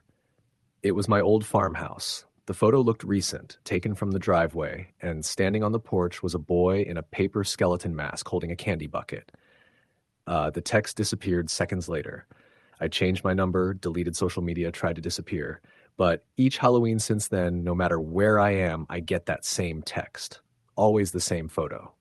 Always that boy. This year, though, something changed. 2 nights ago, I woke to the sound of knocking. Slow, steady, 3 knocks. I was staying in a downtown apartment on the 5th floor. No one could have been knocking from outside. I sat frozen, staring at the door. Then my phone buzzed. One new message from an unknown number. It was a photo of me, asleep, and standing beside my bed, barely visible in the dark, was a boy wearing a cracked skeleton mask holding a small orange candy bucket. The caption below the photo said, "Trick or treat. Story the end." It was Halloween of 2019 when my friends and I decided to rent a cabin in the woods of upstate Vermont. We wanted something secluded, far from the chaos of the city, the perfect place to party, tell scary stories, and enjoy the fall foliage. The cabin wasn't fancy. Old wooden walls, creaking floors, a stone fireplace that looked like it hadn't been cleaned in decades, but it had character. What we didn't realize was that it also had a history, one that would haunt us far beyond that night. We arrived late afternoon, the sun low in the sky, the trees casting long, dark shadows across the gravel driveway. There were 5 of us. Me, Sarah, Mike, Jenna, and Tony. The cabin looked empty, but as we walked up the porch steps, I noticed scratches in the wood near the door, deep and uneven, like claws had gouged at the surface. I mentioned it jokingly. "Guess the squirrels here are aggressive," I said. No one laughed. The first night was uneventful. We unpacked, made a fire in the fireplace, and sat around telling ghost stories, the wind howling outside. But when it got close to midnight, we started hearing something. Soft, almost imperceptible, like someone walking through dry leaves. At first, we thought it was a deer or some animal. But then the sound moved closer to the cabin, circling it in an unnatural way. Tony swore he saw a shadowy figure outside the window, moving just beyond the trees. When he shined his flashlight, nothing was there. Still, we tried to brush it off. Woods are full of shadows, we told ourselves. Around 2 a.m., Sarah woke up screaming. She claimed someone was in her room, standing at the foot of the bed. When we rushed in, the room was empty. But the bed sheets were pulled off, twisted into a heap, and there were muddy footprints leading toward the fireplace. The next morning, we found more signs that something had been in the cabin. The door that led to the porch was ajar, though we had locked it before going to bed. Outside, the ground was marked with footprints, but they didn't match any of ours, bare, uneven, and far too large for any of us. By the evening of Halloween, the atmosphere had grown oppressive. The trees seemed closer, the wind harsher. We stayed inside, trying to ignore the strange sounds, whispers, scratches, the occasional knock on the walls. Around 10 p.m., Tony found an old photo tucked behind the fireplace stones. It was black and white, faded, and showed the same cabin. In front of it stood a family of 4, but their faces were scratched out, as if someone had deliberately erased them. We tried to leave, but the car wouldn't start. Battery dead, lights flickering, and no cell service. We were trapped. The wind outside picked up, rattling the windows. Shadows danced across the walls, moving independently from the firelight. Then came the knocks on the walls, rhythmic and heavy. Someone or something was walking through the cabin. We huddled together in the living room, trying not to panic. The knocks grew louder, faster, and then stopped suddenly. Silence. Too much silence. Around midnight, we saw it. A figure in the doorway, tall, thin, completely black, with eyes that glowed faintly red. It didn't move like a human. It glided, almost floating above the floor. None of us could speak. It just stood there, staring, and then slowly raised a hand, pointing at each of us in turn. Mike tried to run, but he froze halfway to the door. Jenna screamed, clutching Sarah, and I felt something cold brush my neck. The shadow moved closer, and then, as quickly as it appeared, it was gone. The rest of the night was a blur. We stayed awake, huddled together, listening to every sound. By morning, the car started without issue, as if nothing had happened. But when we looked back at the cabin from the driveway, the front door was wide open, and in the yard, etched into the dirt, were words, "You belong to us now." We left immediately and never returned. Months later, I looked up the cabin's history. In the 1940s, a family living there had vanished on Halloween night. Neighbors reported strange shadows in the woods, whispering voices, and doors opening and closing by themselves. The property was left empty for decades until we rented it. Local legend claimed the spirits of the missing family or something that had taken them still lingered, especially on Halloween. Even now, every Halloween, I feel a chill when I think about that night. The way the shadow moved, the glowing eyes, the words in the dirt. It's a memory that refuses to fade. I've told friends, even police, but no one ever believed us. Woods can play tricks, they say, but I know what I saw. And I know that whatever it was, it's still out there, waiting for the next group foolish enough to stay in that cabin on Halloween night. Story, the end. It was Halloween night in 2018 in a small town outside of Detroit called Willow Creek, a sleepy suburb where the streets were lined with maple trees, the leaves burning red and orange to the streetlights. The kind of place where everyone knew everyone, and people took Halloween seriously. Decorations, carved pumpkins, fake tombstones in the yard, the works. I had just turned 24 and was living with my cousin, Jeremy, in his apartment above his father's garage. It wasn't much, but it was cozy, and it gave us both a reason to host small parties and hand out candy to the neighborhood kids. That Halloween, we decided to do something different. Normally we'd keep it low-key, lights on the porch, some decorations, maybe a horror movie marathon. But that year, Jeremy found an old Ouija board at a garage sale. He swore it was authentic, made of carved wood with letters etched into it, the planchette still smooth and polished. He suggested we use it before the party started, just for fun. I was hesitant. I'd never really believed in that stuff, but Jeremy was insistent. "It's Halloween," he said. "If there's ever a night for this, it's tonight." We set up the board in the living room, candles lit around us, the apartment suddenly feeling colder than it should have for a late October night. Jeremy placed his fingers on the planchette first, then I reluctantly joined him. "Is anyone here with us?" he asked, trying to sound playful. The planchette didn't move at first. Then, slowly, it slid toward the word yes. I laughed nervously. "Okay, that's creepy." Jeremy's face was serious now. "Do you want to play?" Before I could answer, there was a sharp knock at the door. 3 rapid, deliberate knocks. I jumped. Jeremy's hand froze on the planchette. "Probably the neighbor," he said. But when we looked through the peephole, no one was there, just the empty parking lot outside the garage. We shrugged it off and returned to the board. The planchette started moving again, slowly spelling out words. "Leave," I laughed harder, trying to break the tension. "Yeah, right. Like we're going to leave our own apartment on Halloween." Then it spelled "now." I swallowed hard. Something in the apartment had shifted. The air was thick, heavy, and cold. Jeremy's eyes were wide. "Okay, maybe we stop." Before we could move, the lights flickered.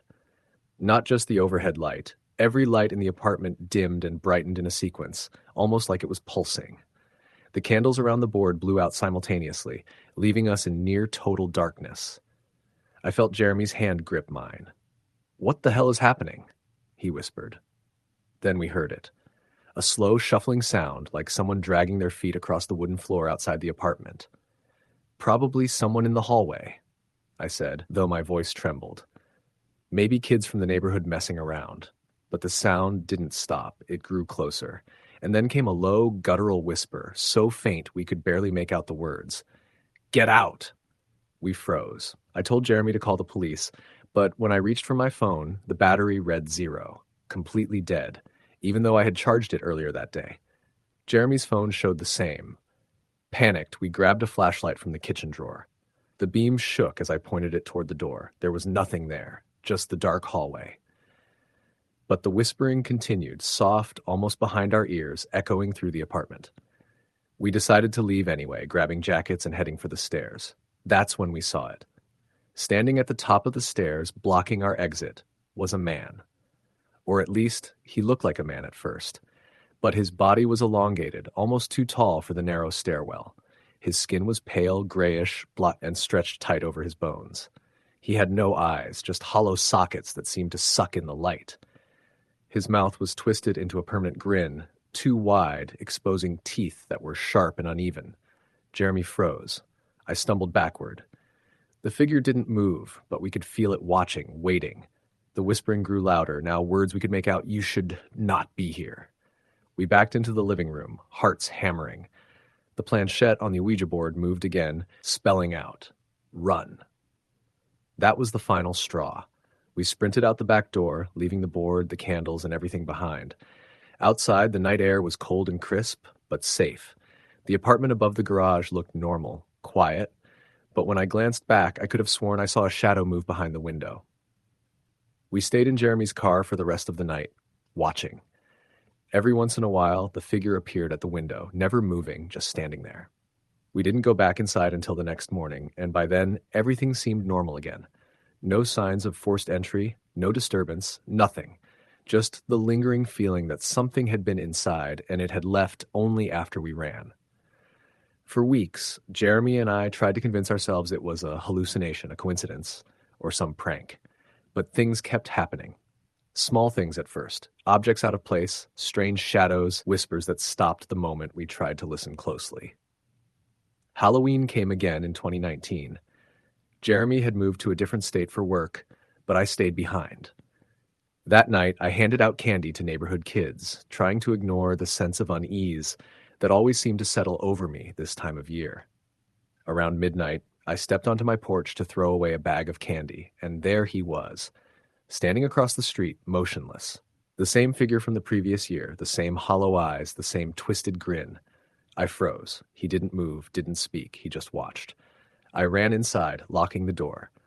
For weeks after, I would find strange messages scratched into the walls, tiny symbols I didn't recognize, and objects moved from their usual places. It was always worse around Halloween. Every year since then, no matter where I live, the same thing happens. The figure appears, always on Halloween, always watching. I've tried everything, moving, changing jobs, even leaving the country for a year, but he always finds a way. I've stopped trying to understand it. I don't know who he is, why he chooses his victims, or what he wants. All I know is that Halloween isn't just a holiday anymore. It's a warning. And every year, I wait, heart hammering, knowing that as soon as the sun sets, he will appear. Watching. Waiting. Smiling that impossible grin. I've learned not to open the door. Not to leave the house. Not to make a sound. Because he doesn't need to touch you to terrify you. He just needs to watch. This year, I'm sitting in my apartment, lights off, blinds closed, Max at my side. Outside, the neighborhood is alive with kids in costumes, laughing, screaming with excitement, but I don't join them. I don't even peek, because I know he's out there, and I know he's watching. Story the end. It was the last week of October in a small town called Blackwood Falls, Pennsylvania. The air had turned cold and sharp, and the trees along the two-lane roads looked like they were on fire with orange and red leaves. Every house in town had pumpkins on the porch, every window had fake spider webs and paper bats, and for most people, Halloween meant candy and costumes and harmless fun. For me, though, that year, it became something I still can't explain and something I can't forget. I was 26, living alone in a small rental house near the edge of town. It wasn't much. Just 2 bedrooms and a porch that creaked when you stepped on it, but it was cheap and it was quiet. Too quiet, really. The nearest neighbor was an older couple down the street who mostly kept to themselves. At night, it was so silent that I could hear the hum of the refrigerator in the kitchen and the distant rustle of the trees outside my window. I worked at a local auto shop and usually got home around 7 or 8 p.m. That time of year, it was already dark by then.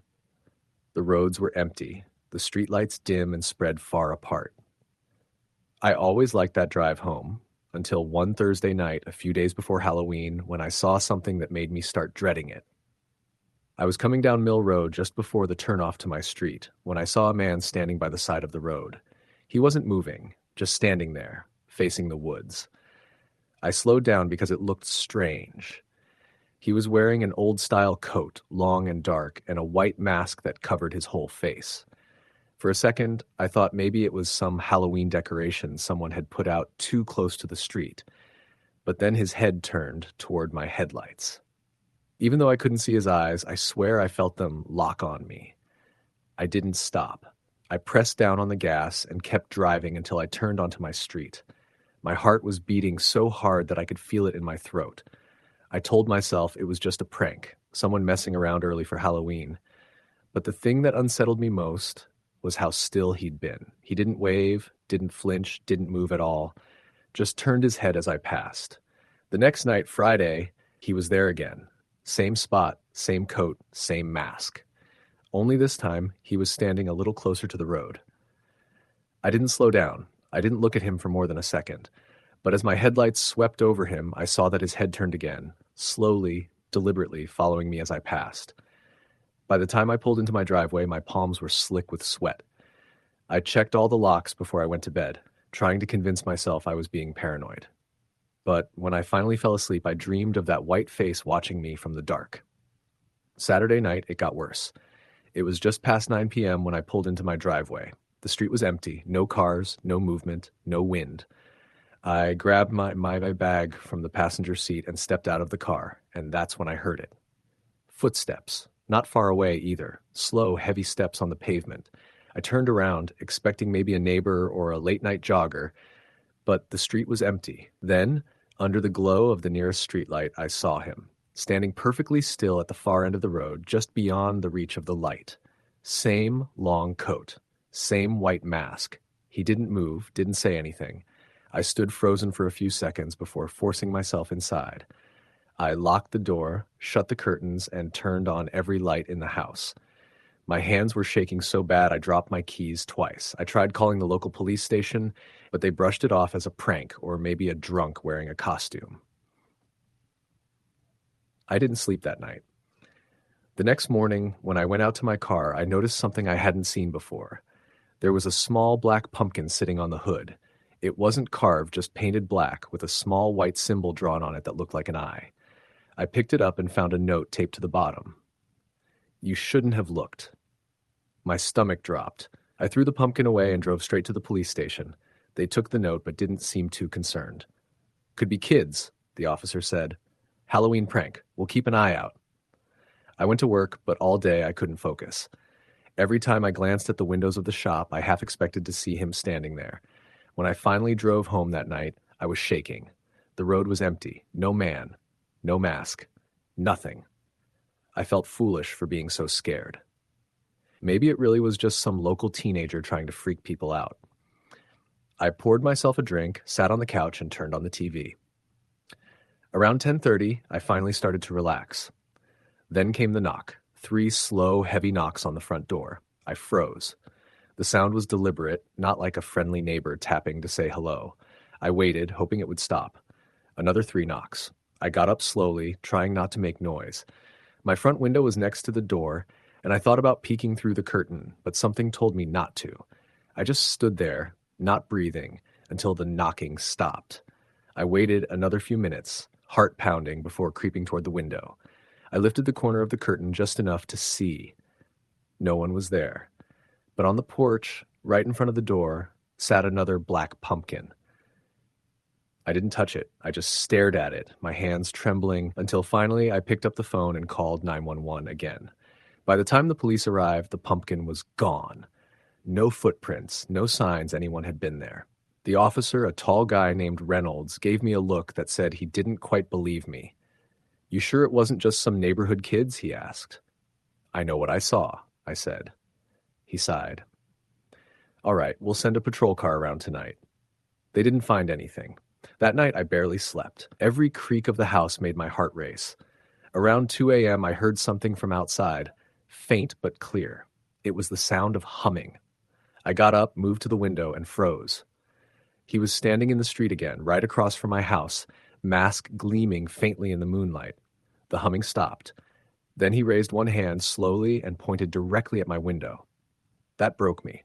I backed away, tripping over the rug, heart hammering so loud I could barely hear anything else. I called 911 again, whispering into the phone, but by the time they arrived, he was gone. I decided the next morning that I couldn't stay there another night. I packed a bag, threw some clothes into my car, and drove to my friend Dan's place across town. He laughed when I told him about it, said I was letting Halloween get to me. Maybe it's some creep messing with you, he said. You just gotta scare him back. But I couldn't laugh. The next night, I stayed at Dan's. Around midnight, his dog started barking at the front door. Dan got up, grumbling, and when he opened it, there was no one there. But sitting on his porch was another black pumpkin, the same eye symbol, the same weight in my chest when I saw it. That night, I left town for good. I moved to another state, changed my number, and tried to forget it ever happened. For a while, I managed to convince myself it was just some strange Halloween memory, some weird prank that went too far. Then, a year later, a few days before Halloween, I came home from work to find a small box sitting on my doorstep. No return address. Inside was a black pumpkin, smaller this time, and a note. You looked again. I don't sleep much anymore. Story the end. It was a chilly Halloween evening in upstate New York. The kind of night where the fog rolled in thick from the nearby river and curled around the streetlights like ghostly fingers. The town of Millfield was small, with quiet streets and rows of century-old houses. Every year, Halloween brought life to the town, with kids in costumes darting from house to house and the older residents recalling stories they had been told as children. But there was one story that no one dared to forget, a story that lingered like a shadow over the town, about the abandoned farmhouse at the far end of Cedar Road. The house had stood empty for decades, its windows boarded, the paint peeling from years of neglect.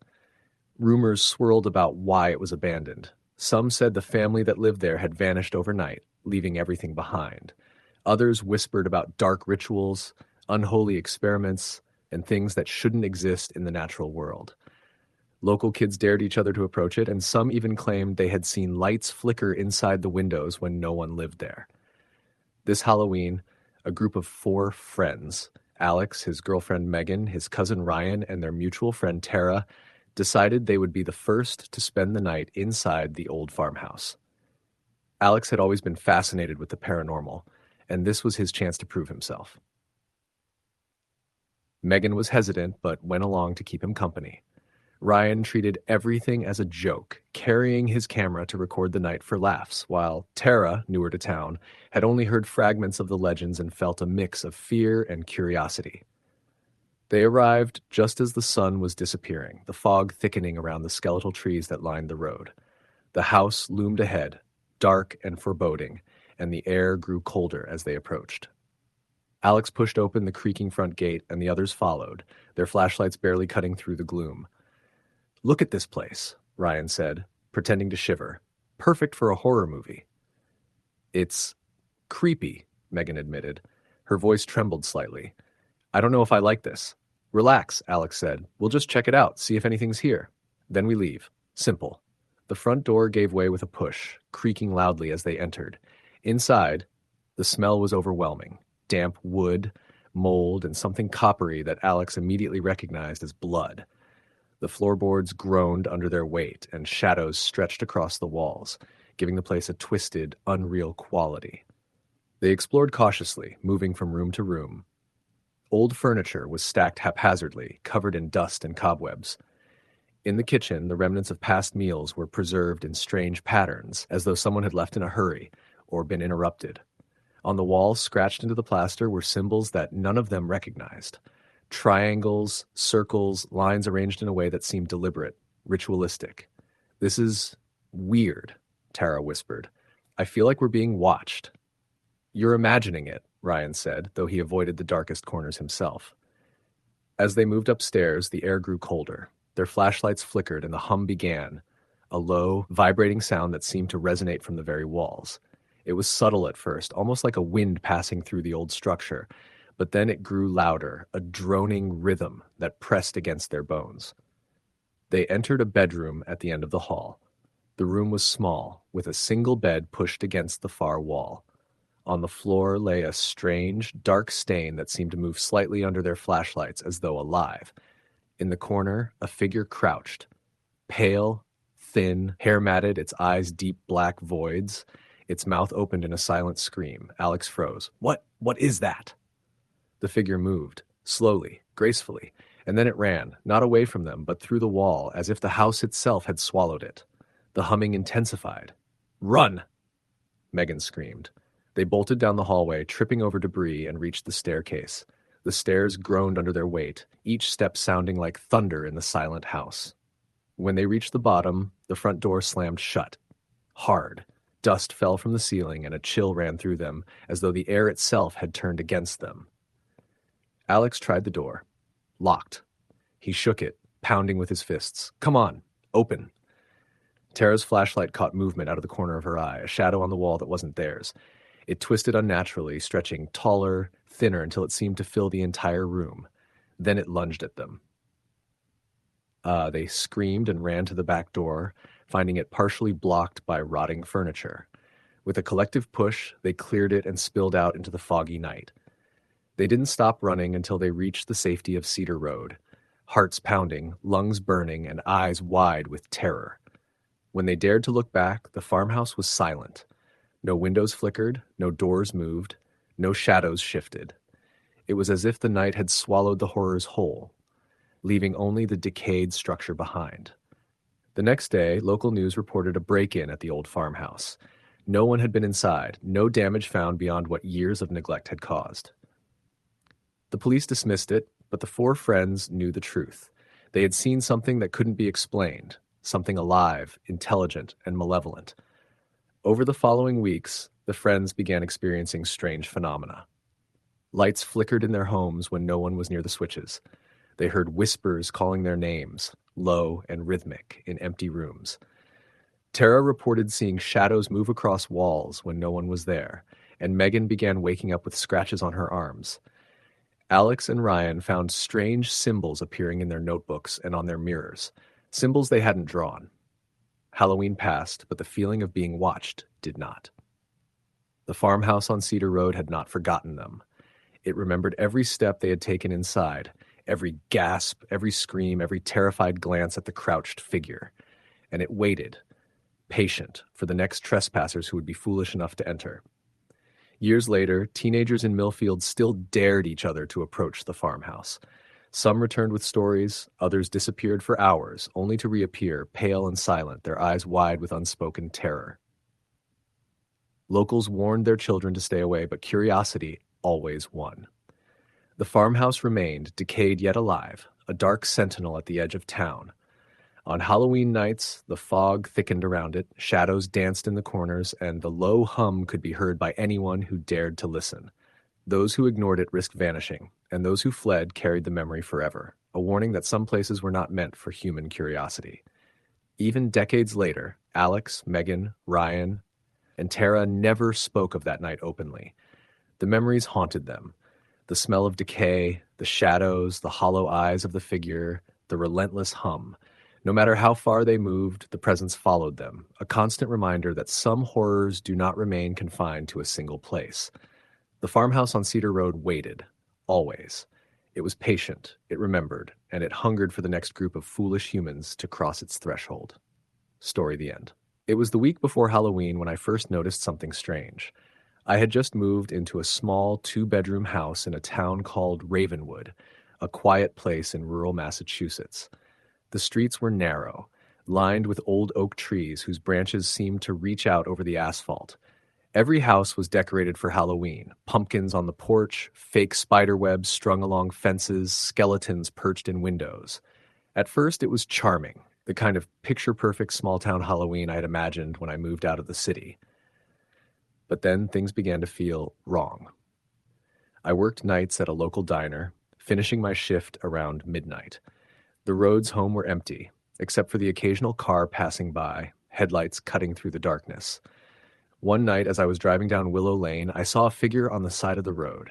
He was standing perfectly still, wearing a long, tattered coat and a mask that made his face look pale and hollow.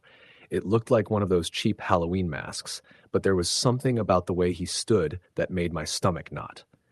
I slowed down, thinking maybe he needed help, but as I passed, his head tilted slowly toward my car, following me. My hands clenched the steering wheel, heart hammering. I sped up. telling myself it was probably just someone messing around for Halloween, some teenager trying to scare drivers. The next night I saw him again. Same spot, same coat, same mask. This time he wasn't just standing, he was holding a small lantern, the faint orange glow illuminating the mask. He didn't move as I drove past, didn't react to the car, didn't even blink. Or at least I couldn't see him blink. I told my neighbor, an elderly woman named Margaret, about him. She frowned and shook her head. "You're not the first to see him," she said quietly. "Some people call him the Lantern Man. He shows up around Halloween every few years, walking the old roads. We don't know who he is or what he wants, but people say it's best to ignore him."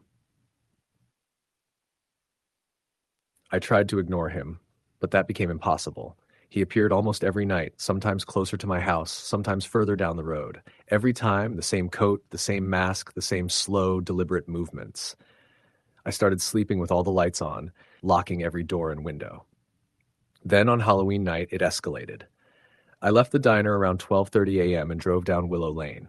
The street was empty, eerily quiet. As I approached the usual spot, he stepped into the middle of the road. I slammed on the brakes, heart racing, and skidded slightly before coming to a stop.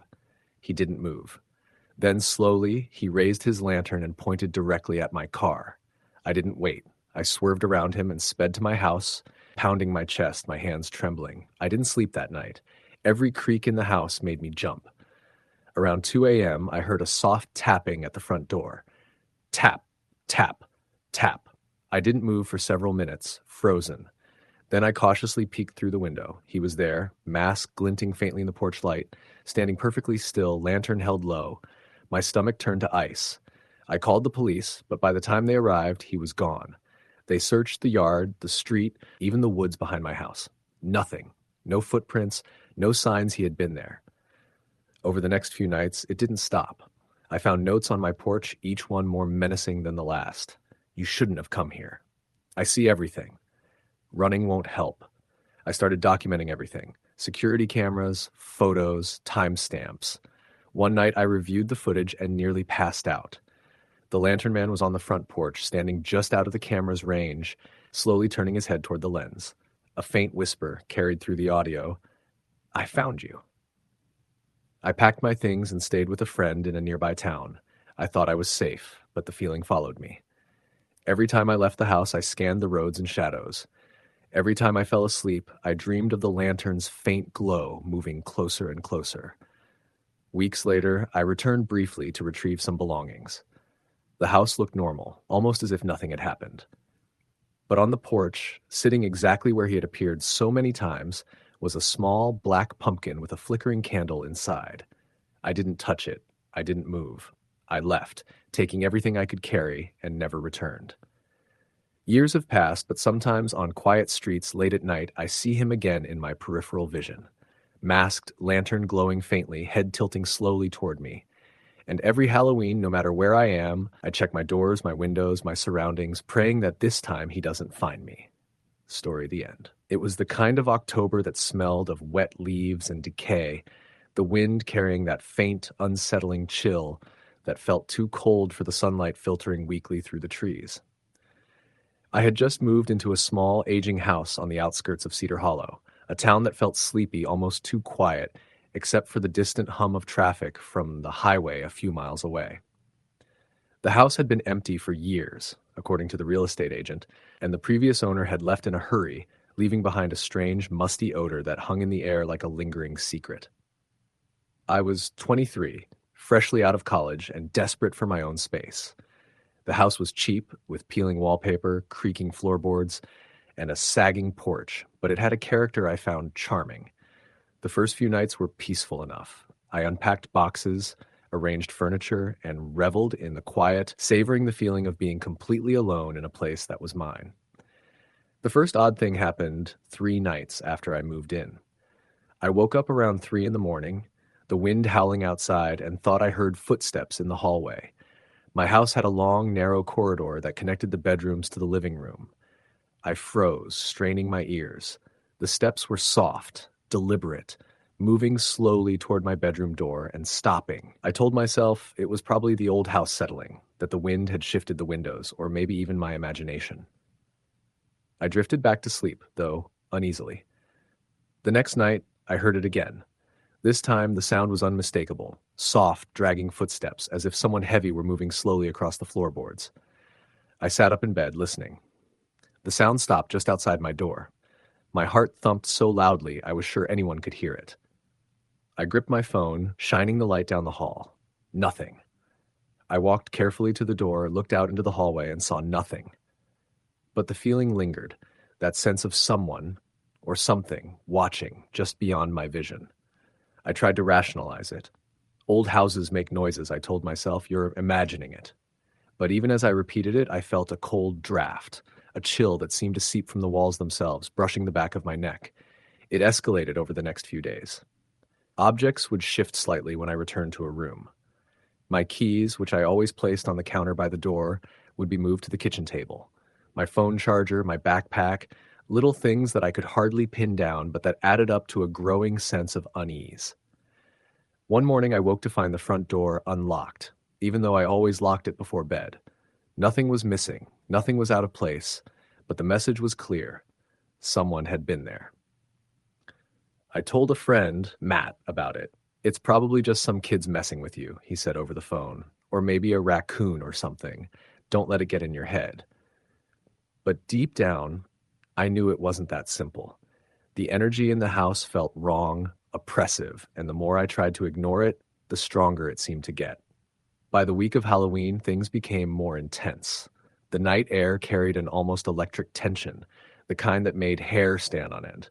I was carving pumpkins on the porch when I first saw her. At first, I thought it was a trick of the shadows, but there she was, a figure, pale, standing at the edge of the yard, staring at me. I froze. She didn't move, didn't blink, just stood there, thin and impossibly still. My heart raced. I tried to call out, but my voice caught in my throat. And then, just as suddenly as she appeared, she was gone. I thought I was imagining it until the next night when I was inside, the wind rattling the windows, and I heard it. Whispers, barely audible, coming from the living room. "Why are you here?" the voice asked. I grabbed a flashlight, trembling, and scanned the room. Empty. Nothing but shadows stretching across the floor. I backed into the kitchen, and that's when I saw it. Scratches, shallow but numerous, along the back door. Fresh scratches, as if someone or something had tried to get in. I called Matt again, voice shaking. "It's not a joke," I said. "Something's here. I can feel it."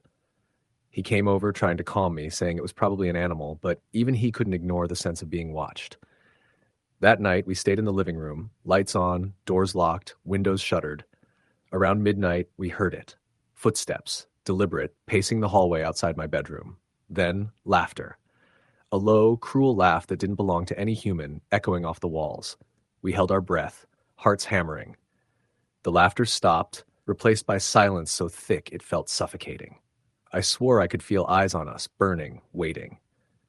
We decided to leave the next morning, but when we stepped outside, something stopped me cold.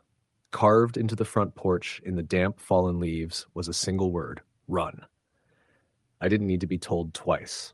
We drove into town, far from the house, but the feeling didn't leave. The text started the following week.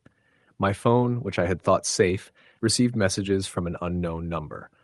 No words, just images. The same porch, the same yard, sometimes my bedroom, sometimes recordings of laughter. Every message arrived at night, just after midnight. I involved the police. They checked the house but found nothing. No forced entry, no fingerprints, nothing. My landlord claimed no one had been in the house, but he looked uneasy when I mentioned the scratches and the word in the leaves. My friends told me I was imagining things to say that I was stressed, but I knew better. Halloween night arrived, and I tried to stay with Matt, hoping being in a familiar, safe place would help. Around midnight, while we were watching TV, my phone buzzed. Unknown number, a text message. "Happy Halloween." I froze. Matt looked at me, concern written across his face. I showed him the text. Then we heard it. A faint scratching at the window. Slow, deliberate. We turned, and for a moment I could swear I saw her again. The pale figure, staring from the darkness, motionless. The lights flickered, then went out. Total darkness, broken only by the glow of the phone in my hand. We huddled together, waiting, listening. The scratching stopped, replaced by whispers all around us now. Finally, the voice hissed. The air felt thick, heavy, alive, pressing down on us. I tried to rationalize it, tried to convince myself it was wind, branches, or shadows, but every instinct screamed otherwise. Morning came reluctantly, bringing sunlight and relief, but I couldn't shake the sense of being followed, haunted. Every day after that, I received messages. Every night, I felt her presence, just out of sight, stalking. My friends began to avoid me, afraid of the paranoia, but I knew what I was experiencing was real. Months passed, I moved again as far away as I could afford, but the messages didn't stop. Every Halloween, the intensity grew. Shadows, whispers, laughter at midnight. I avoid looking out windows at night.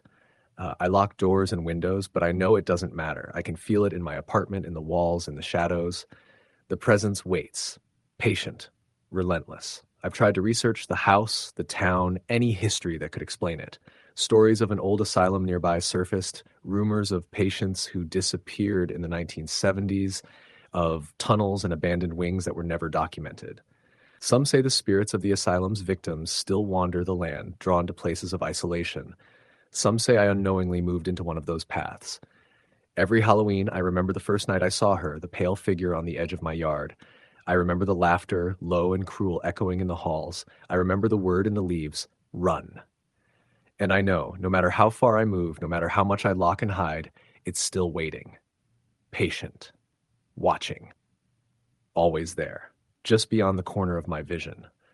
The last message I received last Halloween said simply, next year. I know what it means. Every night I hear the subtle whispers in my apartment, faint as a shadow. Finally. I know it hasn't left. I know it never will. And every year the fear grows, the presence pressing closer, and I realize I will never be alone.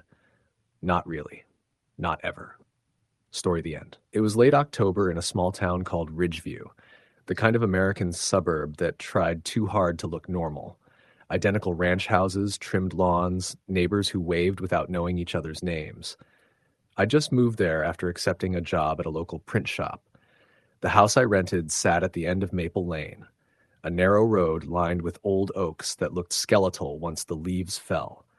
The rent was suspiciously low, but I told myself it was just small-town pricing.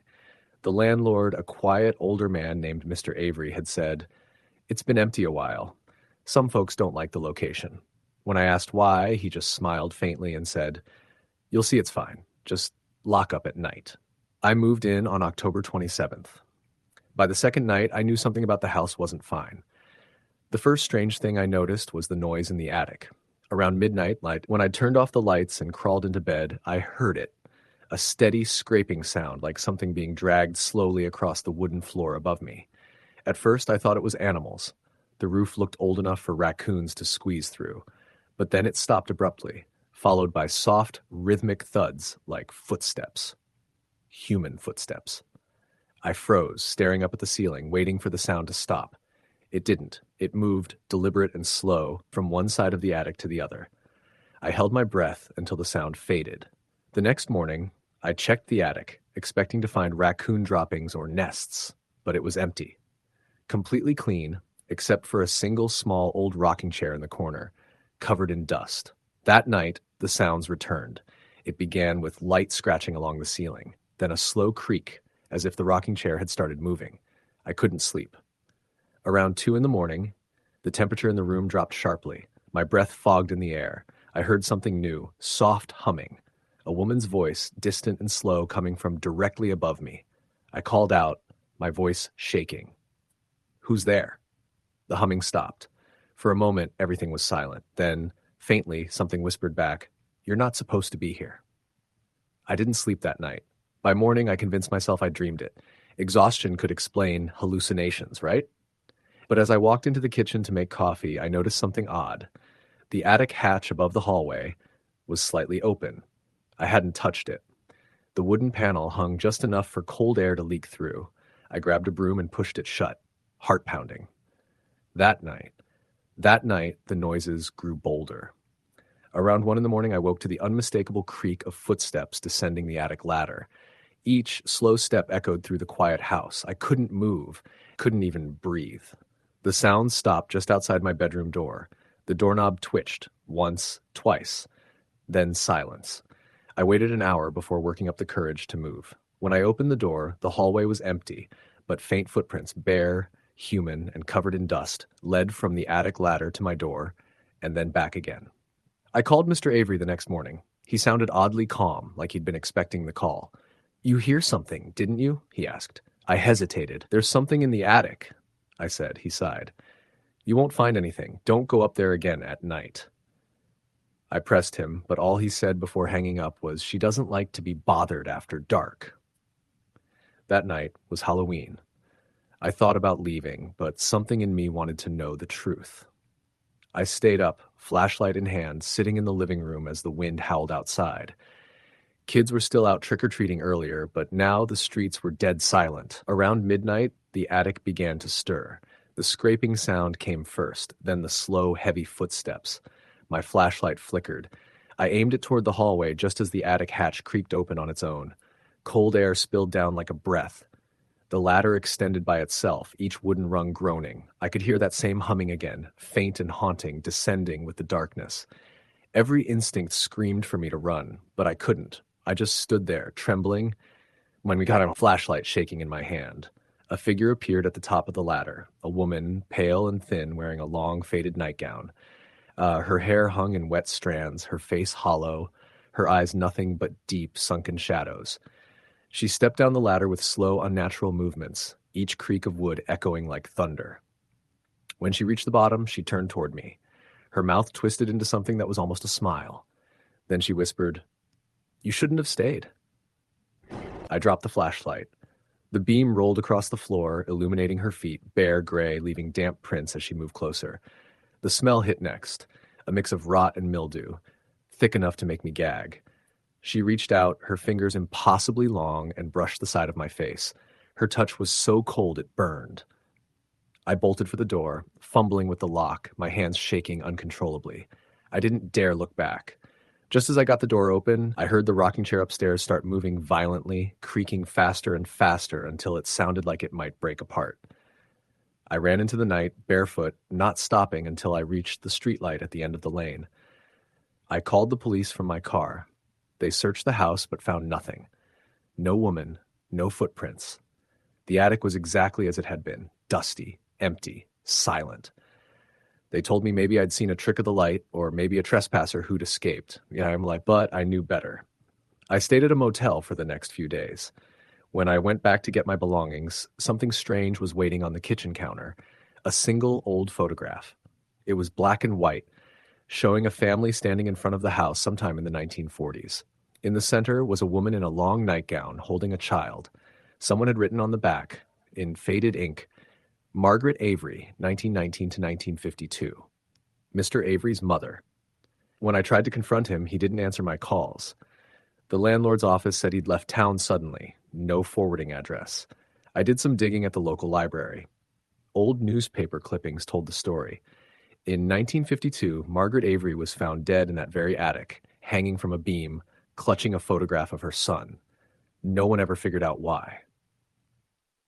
After I moved out, I learned something even worse. A couple rented the house a few months later. They didn't stay long either. The woman called the police one night, screaming about someone humming upstairs. By the time officers arrived, she was gone. They found her husband in the living room, unconscious, his face pale, whispering, "She came down the ladder." He never spoke again. I live several states away now. Every October, I start to hear things. Faint scraping sounds in the walls, the soft hum of a lullaby I can't quite remember.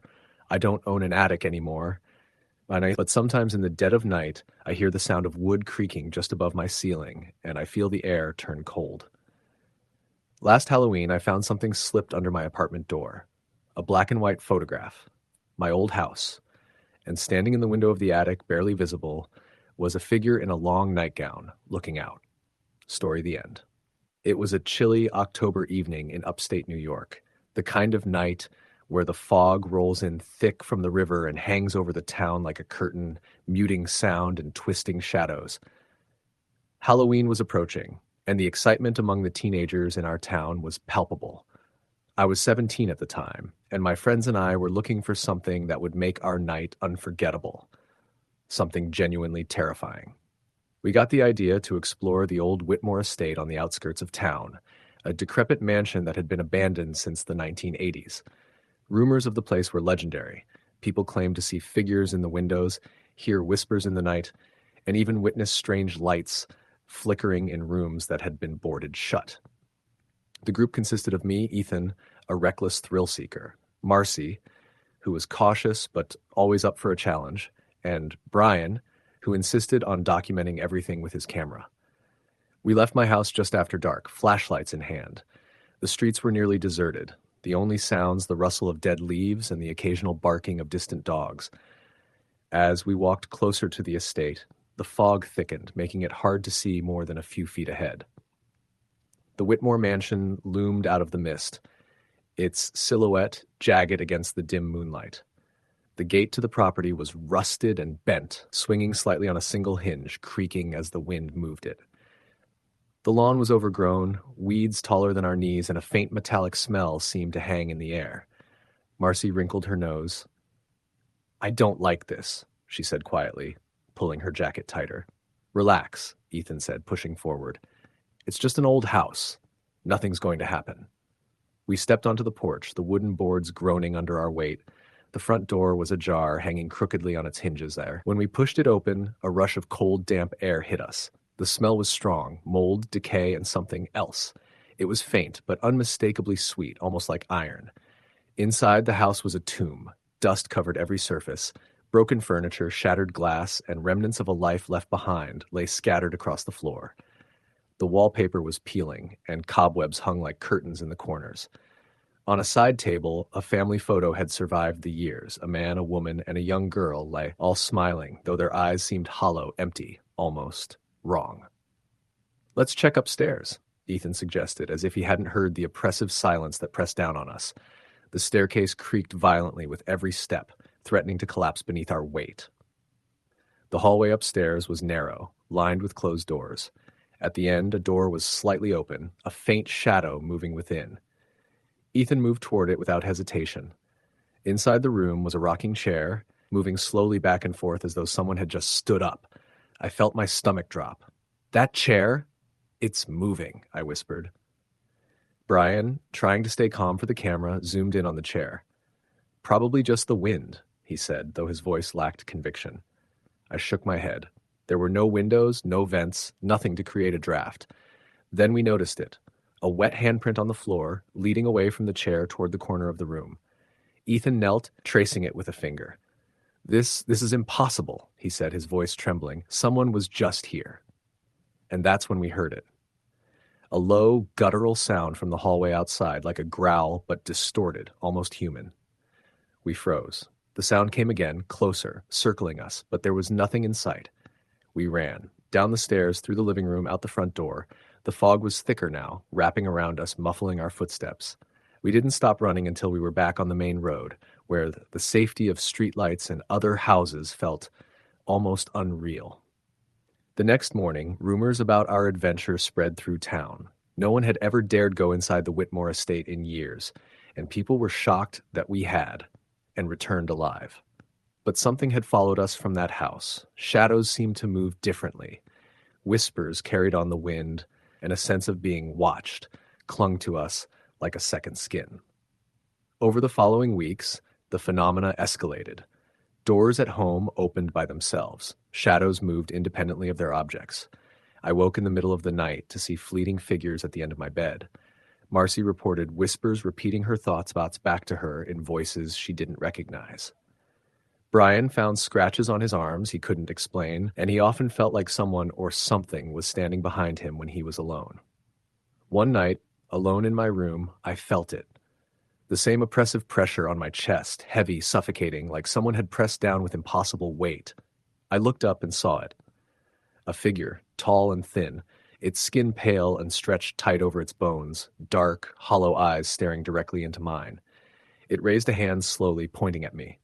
My heart raced. I couldn't move or breathe properly. A whisper rasped through the room. "You saw me. Now you belong." Then it vanished. The pressure lifted, leaving me trembling, gasping for air. My parents came home moments later, alerted by the neighbor, finding me shaken, incoherent, tears streaming down my face. I tried to explain, but no one would believe it. Time passed and life seemed to normalize, but every Halloween the memory resurfaces. Shadows twist oddly, the cold presses against me, and faint whispers echo through the air. I've moved hundreds of miles away, yet I still drive past old abandoned houses and swear I see figures at the windows, waiting.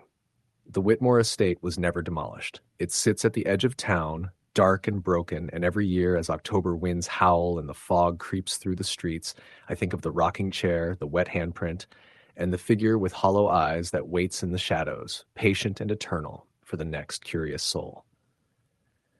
Curiosity, I learned the hard way, has a price. Some doors, once opened, never close. Some shadows, once seen, never release you. Halloween is not just costumes and candy. It is a night when the forgotten reach out to the living, and when the thin veil between worlds makes it terrifyingly clear that the past never really stays buried. Story the end.